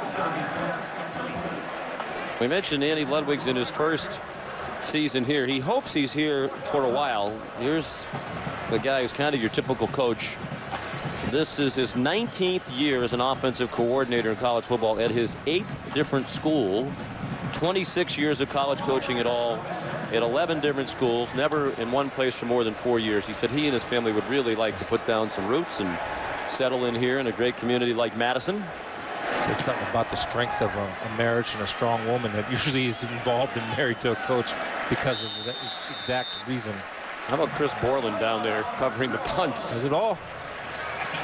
Found it at the 9-yard line. Coach Anderson said, you know, he'd probably be our best player at a lot of positions. Well, he came up here when he was in high school, and he wasn't really considered a prospect. He came to the camp. He wanted to go to Wisconsin, even though he's from Ohio. And he impressed Brett Bielema, the coach at the time, and his staff because he could do so many things. He could kick, he could punt, he'd play running back, wide receiver. They finally noticed him when he started kicking and punting in addition to everything else that he was doing at the camp. Started to come on a blitz, then held his ground. Simeon lost the ball. Hit as it looked like he was trying to tuck it away. Pat Muldoon got a piece of him. And the Cats get the ball back just inside the 5-yard line. Well, that's something that Wisconsin has not had, is the ability to get pressure with 3 or 4, and Muldoon does a good job. And I like the awareness of not to go for a kill shot, but if you're not going to get there, be able to attack that arm. You see that? The awareness of reaching with that left arm to get into the arm throwing lane of Simeon. Excellent technique by Muldoon. They credited that as the 6th sack of the day. Simeon throws short, looking for some run after the catch by Tony Jones, who's battling. Got within a yard of that first down. 7 minutes to go in the third. Here's Shannon. Well, Sean, the injury updates keep coming in this game. Kane Coulter, you saw him going back into the locker room. The trainer told me they're taking him back there to take another look at that ankle. I did watch him up and down the sidelines, though. He's really been in some pain. He's been trying to do some runs, but he has been favoring the ankle. Meanwhile, Venrick Mark, according to the trainer, done for the day. Probably explains why they've gone almost exclusively with Simeon at quarterback as well. On third down, they can't convert. 3rd and 1. Dan Vitale couldn't make the catch.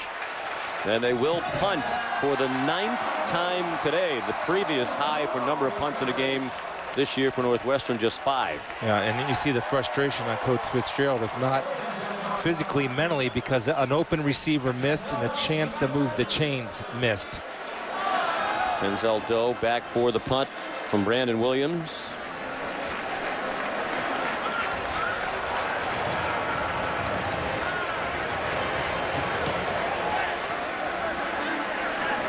Again, not very deep, and a fair catch made by Doe at the 42. 40-yard punt. The Eagles. Well, Chris, I know you and I were impressed with a lot of what we saw from Boston College when we saw them at home against Florida State a couple of weeks ago. That's Preston, how well they're coached on both sides of the ball and led by Coach Adazio. 1st and 10, Wisconsin leading 28-6, and Joel Stabby sacked back at the 36-yard line by Damian Proby. 2nd sack of the day for the Wildcats. Now what Northwestern is starting to do is to get his guys aggressive. He's starting to blitz a little bit more. That time the linebacker making the sack. Now you set up your blitz beaters for Wisconsin and Coach Ludwig. If you have any, that's the time to run it. A lot of that's a quick screens out to the outside because the corners are playing off. Wisconsin's offense has had 15 plays of 10 yards or more today. James White bounced off a hit, but then couldn't stay on his feet. And he went down at the 40-yard line, 12 yards short of the first down. Ran into Dean Lowry. Looked like he was going to survive that hit.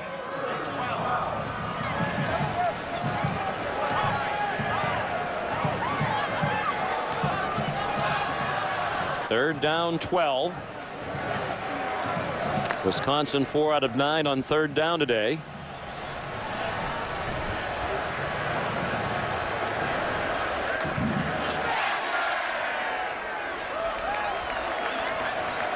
They're showing blitz, and they bring a blitz. Good pocket given to Stabby. This pass caught, and then Jeff Duckworth ducked away for a first down. Looked like they had a chance to tackle him shy of the marker, but he spun away to the 42-yard line of Northwestern and a first down. The impressive thing about Stabby, he does not panic.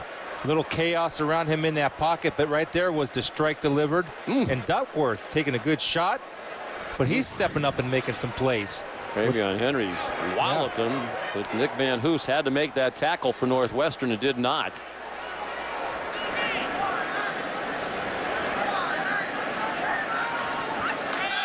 There's the play they scored on earlier, and that time Gordon tripped up by Colin Ellis. Here's the highlight rushing package. It's all set up with what we just saw, the fly sweep or the jet sweep, whichever you prefer. You get the ball into the hands of your speed guy with 2 tight ends on the perimeter blocking. You get wide receivers blocking downfield. You do not adjust. This is what happens, and it sets up this. Because of the motion of Gordon, then the inside running game becomes a factor because you have to honor Gordon, so you cannot get anybody from the backside to pursue. James White dropped for a loss on 2nd and 6. He's dumped back at the 41-yard line. Loss of 3. Damian Proby, the tackler, senior from North Las Vegas. Well, to get them attacking, and they weren't attacking earlier, he's calling blitzes. So now the linebackers are getting contact at the line of scrimmage as opposed to 5 yards down the line of scrimmage. And I'm going to go back to it, Sean. Those corners play soft at Northwestern, which Coach Hankwitz likes to do. Then you got to throw the quick screens out there. That's where they've had some success. Mike Hankwitz, formerly the defensive coordinator at Wisconsin for a couple of years, 2006 and 7. Stabby forced to step up sooner than he wanted, and he is sacked back at the 45. Ifeadi Odenigbo with the sack, the freshman from Centerville, Ohio. Yeah. Home of our own Kirk Herbstreit does a good job of retracing his steps and finishing a big-time recruit for Northwestern. And he's saying right there, I should have squatted the ball. And he made a good play, but as he grows and gets older, he's going to come in for the strip as opposed for the big hit. Drew Meyer to punt. Badgers eating up a lot of time with these possessions here in the third quarter. End over end, and the fair catch made by Tony Jones. Time now for what is sure to become an Emmy award-winning feature. What's the spiel? Chris breaks down the skill today of forcing fumbles with the help of the Badgers. Causing fumbles is not an accident. It's an actual skill. And here to help me demonstrate are Ethan Armstrong and Chris Borland of Wisconsin. I'm going to be the running back. Now Ethan's going to come in. He's going to secure the tackle. Chris, what are you thinking? As the second guy in, there's an opportunity to attack the ball. So if the ball carrier has it close to his frame, you literally put your face on it, try to jar it loose that way. If he's undisciplined and he's got it away from his frame, there's a chance for a punch or a rip to get it out. There's a reason why Chris Borland is the active leader in college fumbles in all of college football. Pretty eloquent, too. Yeah, he's after my job, apparently, too. But he's got a long time in the NFL. I thought watching it, 14 forced fumbles is the all-time mark, by the way, in major college football. So he's one away from sharing that with 5 different players. Simeon threw high on first down, 2nd and 10. And a drop by Christian Jones. The other thing that struck me about that feature was you didn't have to get all dressed up. Well, I wanted to be like the guys. They had their jerseys on, so I had my workout clothes on. But the thing about him is what sets him apart, again, is his intelligence. And Coach Anderson told us that he's not been around a lot of guys or players that prepare like him, so he's a smart football player. And through his mindset, Sean, it's tough to go in knowing you're the second guy in, not to get the tackle, but to go for the punch or the strip. But he's bright enough to do it. 2 for 13 on 3rd down. And Simeon's pass juggled, caught by Tony Jones, but there's Borland in the right place. As is so often the case, 16-yard line. They're still 4 yards short of the first down, and they're going to punt for the 10th time. Well, it's kind of a matchup you don't mind if you're Northwestern. If this ball's not behind Tony Jones and he's able to catch it on the run and make the transition to running the football, he might have gotten a first down. But again, Borland taking advantage of opportunities, an outstanding open field tackle. Brandon Williams punts. Better effort this time. He should be nice and warmed up now. Kenzel Doe. Might need an IV. First time a punter will need an IV. Doe brought it back to the 45-yard line. A&M and Ole Miss tonight at 8:30, presented by Hampton Hotels. It's college football prime time. Also available live on Watch ESPN. Johnny Manziel right in the thick of the Heisman race. Our ESPN expert poll, 16 folks polled every week, have Manziel 3rd right now. Taj Boyd moved up to 2nd after his big game at the Harvard of Central New York. That's Syracuse my guy. University. That's your guy? Yeah. Well, I think they have it right. If I had a vote entering this week, it would be Marcus Mariota. And actually, Yeah. I do have a vote. I'm not a voter in that poll. I have a vote. I'm not a voter in that poll, but it's still early. But Jameis Winston's been so impressive, and I can't wait for the matchup between Clemson and Florida State. Taj Boyd and Jameis Winston going battle head to head. Down at Clemson, pass too high for Gordon. Clemson's maybe looking forward to that matchup with Florida State. And yeah, they're still trailing Boston College in the second half. Robert Flores will keep us up to date on that. nice program builder for Coach Adazio if they can pull the upset. Already doing great work in recruiting at BC, he and his staff, but you can have a win of that caliber. It really helps to get recruits believing in what might be. Coach Anderson's getting guys to believe. A great hire by Barry Alvarez, by the way. Melvin Gordon. Well, just love what Gary Anderson said yesterday, and Andy Ludwig and the staff. You know, they've come in here to a program and a culture that has worked very well for a long time now, with the heavy lean on the running game, the terrific offensive linemen, mix in the play action pass. And they both said, Anderson and Ludwig, that really their coaching philosophy is to gear your strategy around the skills of your players. So that's what this group does well. That's what they're going to coach. Now, if someday they can get more of a dual threat at quarterback, they'll go to more of the spread game. Gordon bounced off the hit of Dean Lowry. Well, they were ready for it, and even then they couldn't stop it. Lowry's changed numbers to number 58, ordinarily 94. Proby made the tackle. Well, now they're starting to make the adjustment to it, and they know that Watt does not have a carry, so they're just running right to Gordon as opposed to sitting and waiting. Sean, I want to go back to that. I mean, they know that the culture here is always going to be run the football, but the versatility that they want to bring, as you said, is a little bit more of a dual-threaded quarterback, so they can build on the physicalness of the offense that they already have.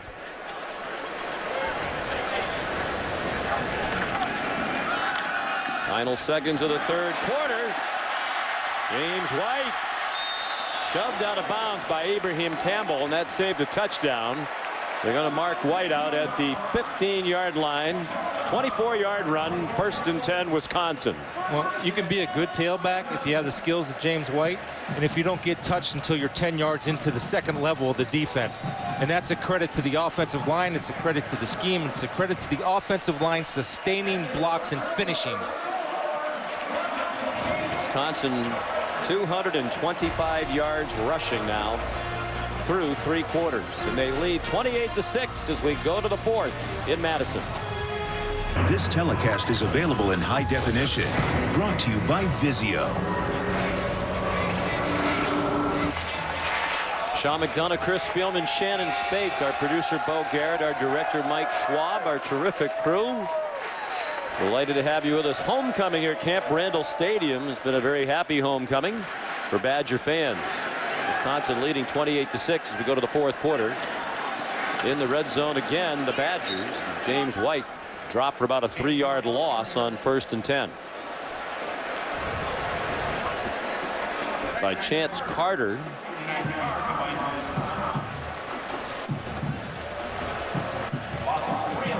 .451 yards of offense for the Badgers, just 187 for Northwestern. And it's a balance 451, 222 on the ground, 229 through the air. Melvin Gordon 155 yards rushing on a season high 19 carries. White 73 yards rushing. This is James's 14th carry. He's down inside the 10. We send it to Robert Flores. All right, Sean, an update from a game on ESPN. A couple of other Big Ten teams. Christian Hackenberg to Brandon Felder. And Penn State leading number 18 Michigan at home. Second quarter, 21-10. We kind of had a feeling that Bill O'Brien would have the Nittany Lions bouncing back after the disappointing loss last week to the Hoosiers. Michigan's still dangerous. A lot of weapons on that offense. And Hackenberg really living up to the hype as he came in as highly touted quarterback prospects in the country. Stuck with his commitment to Penn State. James White picks up the first down on 3rd down and 2. Chance Carter made another tackle. 1st and goal. And Will Hampton is slow to get up for Northwestern.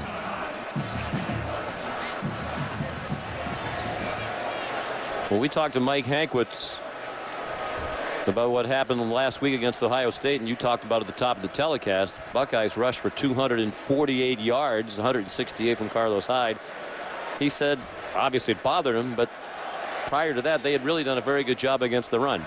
Well, this is 2 weeks in a row they've given up well over 200 yards on the ground. Well, and you look at the similarities of why. Well, big offensive lines, and they're getting pushed back. And Pat talked about it, and I want to go over it again. It's the attack mentality. These teams do a good job of staying on double teams on defensive linemen. Unless your linebackers are running downhill and filling gaps, those double teams get pushed into the linebackers, which cuts them off. And we've seen it all day today. If linebackers are making tackles, they're making them 5 yards down the field as opposed to 1 yard down the field.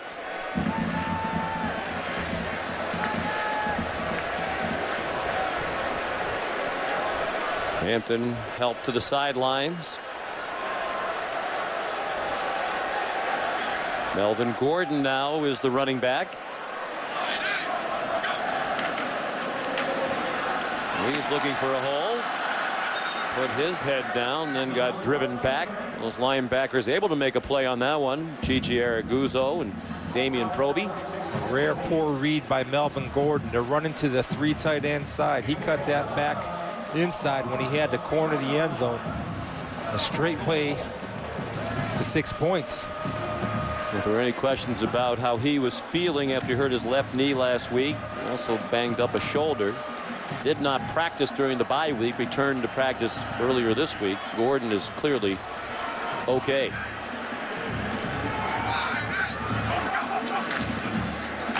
Stavi after the play fake. Throws, caught. Touchdown, Derek Watt.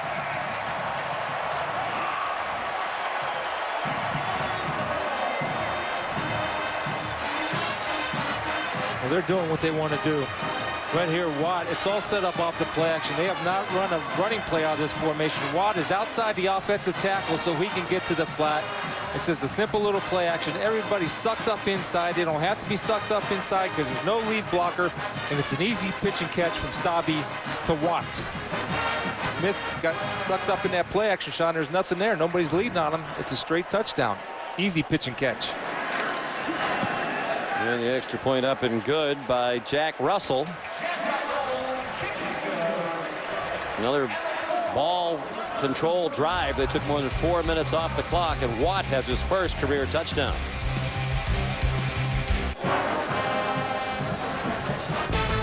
Tomorrow morning, get your NFL Sunday started off on the right foot at 10 a.m. Eastern on ESPN. Sunday NFL Countdown with Chris Berman and company. All the latest news. And before you set your lineups, catch fantasy football now at 11 a.m. on ESPN2. Our experts give you all the information you need to give you an edge in your fantasy leagues. Robert Flores is a busy man, huh? Yes, he is. Can do it all. Andrew Endicott kicks off.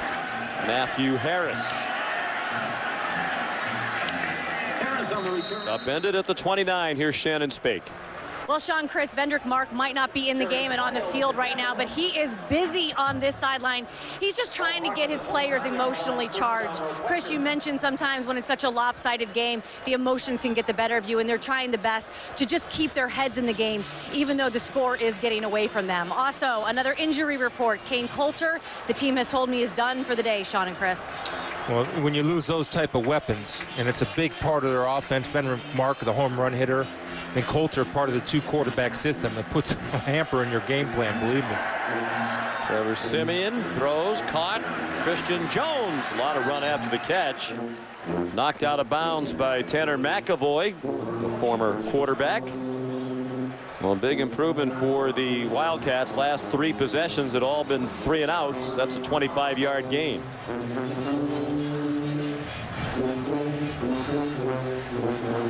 Four-man rush after Siemian. Got it off to Tony Jones. Was yanked down along the near sideline of the 46. There is a flag thrown back behind the line of scrimmage.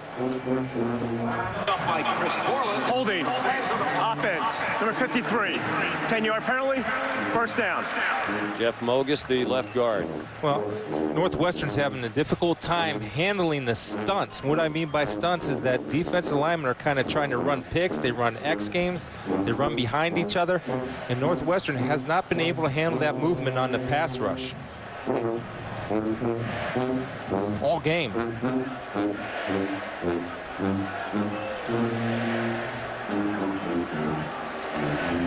Pat Fitzgerald clearly agitated on the far sideline.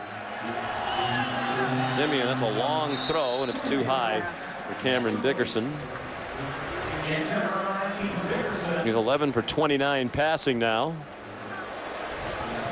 Well, Pat said it. I mean, it's not Northwestern football. He talked about it. We're not hitting receivers. And quite frankly, Trevor's a much better quarterback than he's shown today. Much more accurate. He's just, there's no rhythm. There's no timing. There's nothing happening for this offense. And it's been like that for 3.5 quarters. He's played most of the game at quarterback. Kane Coulter banged up, so they had to get away from their usual 2-quarterback system. Down the middle, the catch made by Mike Jensen. McAvoy made the tackle short of the first down yardage at the 38-yard line. When McAvoy is a good athlete, you can understand why they put him out there. Part of the reason why was he broke a bone in his hand. He couldn't play quarterback, but he could still bring up passes and tackle, so they shifted him to defense about a month ago. Bill Bush, the safeties coach, has a long history of taking athletes and making them into good safeties, and they are hoping that that's what's going to happen with Tanner McAvoy. He actually started his career at South Carolina. Siemian managed to escape. Running out of time. Looked like he might have been out of bounds, and they are going to mark him out of bounds, I believe, back at the 44-yard line. Or are they? The official started to run like he was going to mark it at the 44. Well, they called it an incomplete. Apparently it was just still in bounds. Well, here's third down. They're 2 out of 15. Now you are 2 out of 15 now on third down. It's fourth down after that incomplete pass, and they will go for it. Well, they were 48% on third downs coming into this game. That percentage will certainly drop. I mentioned earlier they've been in the top 30 in the country each of the last 5 years in third down conversions. Usually very good and awful today. Credit that Wisconsin defense, which has played very well from start to finish. And what they've shown me, Sean, was the ability to get pressure with just 4. And that's something that they haven't been able to do in their previous games.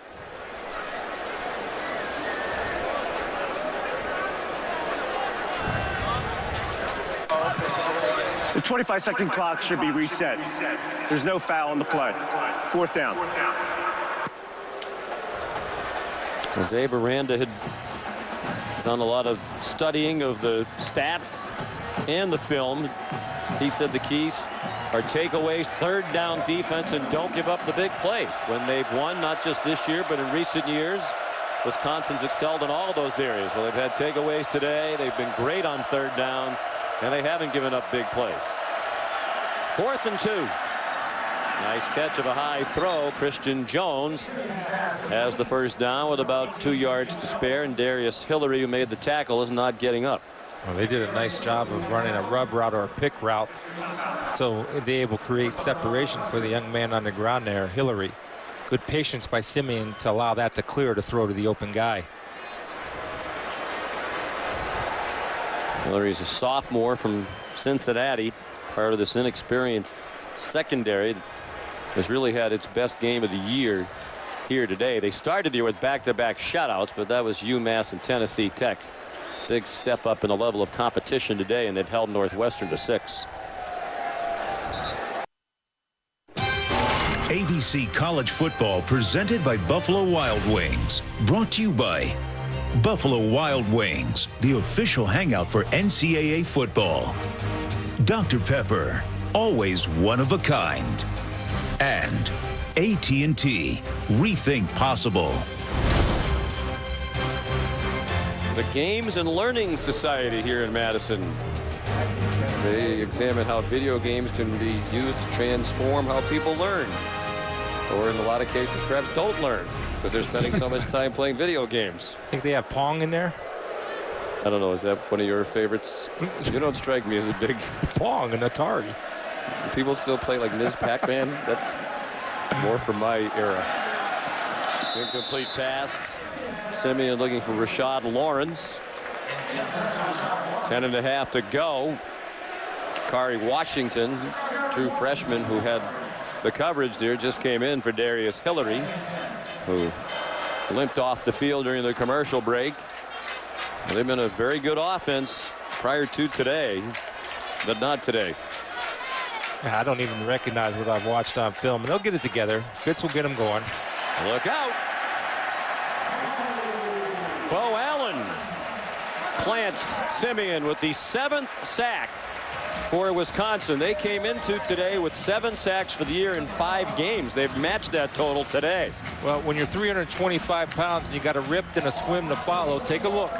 Watch Bo Allen. First of all, there's the rip. You see it? Then the counter with a spin move and is able to finish. And he's a guy that has a future in the NFL. At his size, Sean, he's a space eater inside. A big reason for Chris Borland's success is because Bo Allen eats up space in the middle, eats up blockers. 3rd down 20. Everybody standing again on that defense. Simeon had to get rid of it, just threw it up for grabs, incomplete. And now Simeon is not getting up. Brendan Kelly put the hit on Simeon. They don't have Kane Coulter. They're going to punt. Brendan Kelly's had a nice game. Find a little niche, right? Come in on 3rd downs, be a pass rush specialist. Also, Vince Beagle, his partner in that role, number 47. 11th punt of the day for Brandon Williams. Fair catch by Kenzel Doe. 9.5 to go. Homecoming in Madison. Yeah, that's almost like Baylor's getting shut out today after they scored 70 points in each of their last 3 games. Yeah, their stats coming into today were crazy, averaging just over 70 points per game, almost 800 yards of offense per game. And they were talking about on game day that they could put 100 up on somebody if they wanted to. Well, they're getting humbled a little bit. They're a good football team and playing much better defense this year than they did last. James White, the ball carrier on 1st down for Wisconsin. There are the numbers. I mean, those are video game numbers. Maybe they can study those at school over video there. game unit here. But I mean, what's happening though is Kansas State's giving a formula to future Baylor opponents on what they're doing defensively to slow them down. Last week, Baylor had 872 yards of offense in their 73-42 win over West Virginia. A Big 12 record for yards in a game. Which they'll probably break at some point. Melvin Gordon carries. And I think what we've seen there at Baylor, Chris, is that program is a lot more than RG3, because The guy who really turned it around with plenty of help from RG3 is Art Briles. Yeah, able to get recruits, and they're on TV, and RG3 certainly brought a lot of attention. And, you know, there's been speculation that Mac Brown, everybody was talking about in hot water. Well, the obvious choice that they would probably go after would be Art Briles. They were talking about that on game day, and maybe that guy, because he can coach. You think we're canceling the Mac Brown for now retirement party, at least for 1 week? They did a nice job. Yeah, good for him. Terrific guy who's done so many great things at the University of Texas. Melvin Gordon ran for another first down. And very proud man. He wants to get it turned around. You understand the frustration of the fans because they've been down for a few years now. But I think the guy with Mac's track record has probably earned the right to at least try to fix it himself. Absolutely, he's doing that. And he made a tough decision to fire Manny Diaz and bring in Coach Robinson. And right now they're responding. And I think Mac embraces the challenge. I mean, that's what coaches do. They'll never quit, and they'll keep fighting. And that's certainly Mac Brown's MO. This is a tough matchup for Northwestern, Sean. The last 2 times that Northwestern and Wisconsin played, Northwestern's have been outscored 111-32. And so this is kind of, you know, it's a little bit of a trend set here that they just cannot match up with a power football team like Wisconsin. The last time they played each other, 2010, Wisconsin scored 70 points in that game. They're not going to get here today. Are you surprised that Gordon and White are still getting all of these carries? I mean, the game you would think is in the win column here with 7 minutes to go. A little bit, but I think that's who they are. And you're going to see this young man who's a true freshman. Corey Clement right on cue. And that's what they like about him. He is a powerful runner as a true freshman out of Glassboro, New Jersey, where the all-time leading rusher in the history of high school football in South New Jersey. And he's had plenty of chances to play prior to today, as you can see, because they've been in some blowouts, especially early in the year. And he's averaged better than 7.5 per carry.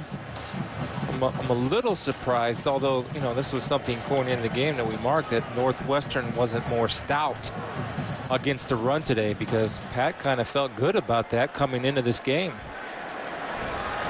274 yards rushing for Wisconsin. Back to White. Gets Pollard behind the line of scrimmage. I guess if you're looking for the positive, if you are Pat Fitzgerald, Mike Hankwitz, right now at least they've held Wisconsin below their average per game, because they average 300 yards per game rushing and have the 273 today. I think he is surprised at this performance and angry. I think Coach Hankwitz is surprised. And those are 2 good football coaches, and they'll go back to the drawing board. But I bet you if you ask Pat, this is probably something that he didn't even expect. He thought his team was going to come out here and compete today, and quite frankly, they didn't. Well, he thought they'd rally from that tough loss last week, but as you said, it certainly seems like a hangover. James White carries. Yeah, you're right, Sean. It might be time to get him out of there, because that's 2 pretty good shots that he's taken.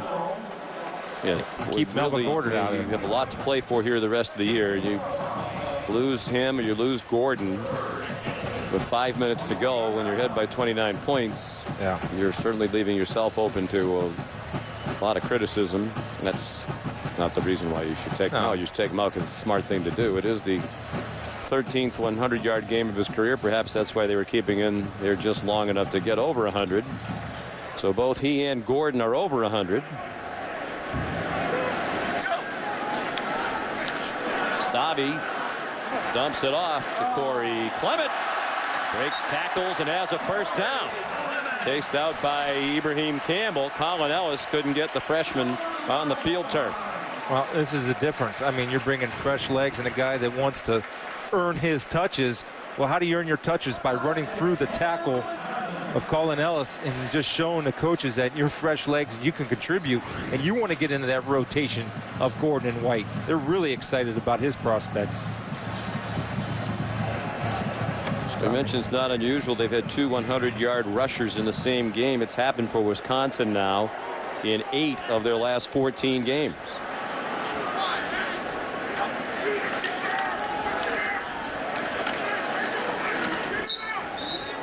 Clement down at the 35. Damian Proby made the tackle, and the Clock will run under 4 minutes to go. And there it is again. 2 men with more than 100.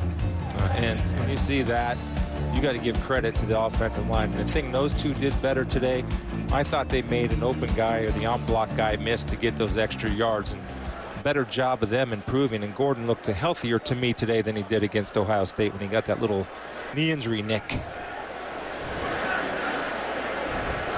Gordon and White.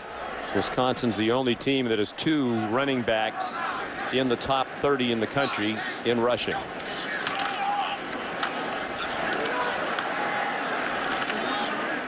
Clement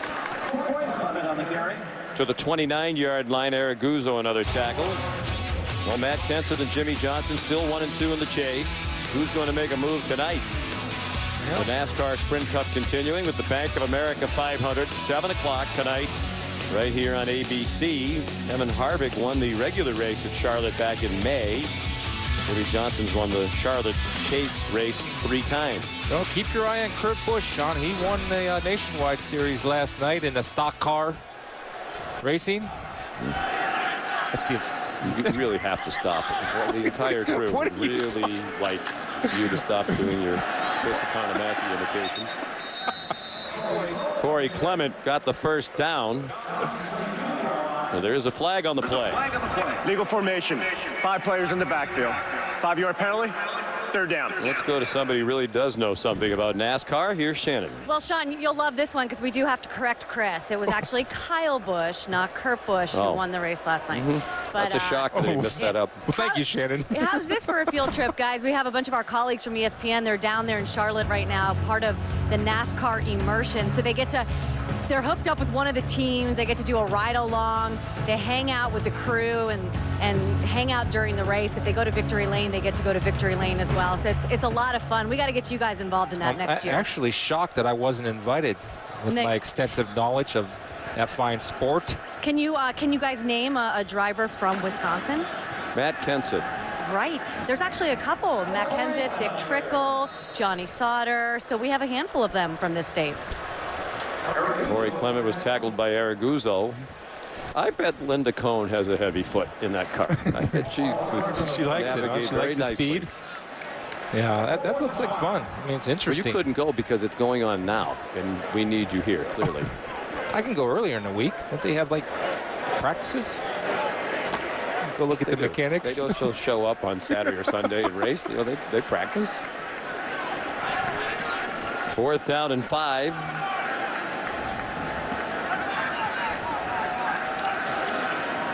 Stabby, rare throw of late with this big lead. Shows that he can do some work with his feet. Is that Johnny Manziel? Incomplete. Intended for Derek Watt. Scored his first career touchdown earlier in the second half. Good effort by Stabby, but they turn it over on downs. Time for our Pacific Life game summary from Camp Randall Stadium in Madison. Badgers have scored in every quarter. They've held Northwestern to just 2 field goals. Northwestern ordinarily does a great job when they get turnovers. They got 3 turnovers. They've scored 90 points this season off of turnovers, most in the country. But credit that Wisconsin defense holding to just the 2 field goals. Here's my Pacific Life game summary. A beatdown by the Badgers. That sums it up pretty nicely. Zach Oliver is in at quarterback now. Warren Long gets the carry. Here's our good hands play brought to you by Allstate. It was a very nice catch on a wobbly throw. Alex Erickson, freshman from Darlington, Wisconsin. Flags down. Warren Long. A short run. Holding. Offense. Number 66. 10-yard penalty. 2nd down. 3rd holding penalty against the safety, the center rather. Batable. Here's Robert Flores. In the nationwide race last night. Shake and bake. Shake and bake. I'm all about it, man. I've never wanted 25 seconds to tick off faster than I do right now. Warren Long. But the good news is especially if you produce for a living. That means it's time for another promo. College football prime time comes your way tonight. Hopefully that'll be a close and compelling game. Texas A&M against Ole Miss. Brought to you by Hampton Hotels. 8:30 tonight. Terrific matchup. Also live on Watch ESPN, which Chris was wearing out. Love it. In the booth here again today. Fitting ending as Wisconsin stuffs the last play by Northwestern. Joel Stavi. And the Badgers go to 4-2, 2-1 in the Big Ten. And Northwestern loses its second in a row. First time they've dropped 2 straight since the 2011 season. And a big win for Gary Anderson. People here really like him, and they should. He's a good guy, but you go to 3-3, the honeymoon ends fast. Here's Shannon. Coach, you guys had the lead coming out of the first half after halftime, and you didn't seem very happy. What did you think about their performance in the second half? Played very well on both sides of the ball. We were physical. We finished the game. I'm proud of these kids. It's a big win for this program, and big win for these seniors. They needed to, come out and play a really good team, and the crowd's awesome. And what more could you ask for? This is why you coach and got great kids. Can you give us an update on Aberderis and his injury? Jared, I believe, will be fine and ready to play next week. Okay, what are the areas that you'll focus on in practice this week as you get ready to move in this season? Well, you know what? I'm going to focus on nothing but the good right now because this is such a big win for us. We're going to go enjoy it. We have a lot to work on. We always do. But we got a lot to celebrate. And we got defense swarmed to the ball today like they haven't all year long. And that was very impressive. This is a good offense now. That's, 7 or 8 games. They've scored 30-plus points. So big challenge, and these kids stepped up. I'm proud of them. Enjoy this post-game celebration. I will. Absolutely. Guys. That defense held Northwestern to just 2 first downs in the second half. 527 yards of offense for Wisconsin. Just 241 for the Wildcats. Final score is 35-6. NASCAR Sprint Cup Series Bank of America 500 Charlotte comes your way next. Chris Spielman will be watching. For Chris, Shannon Spake, and our crew, Sean McDonough saying so long from beautiful Madison, Wisconsin. Now we send you back to the studio.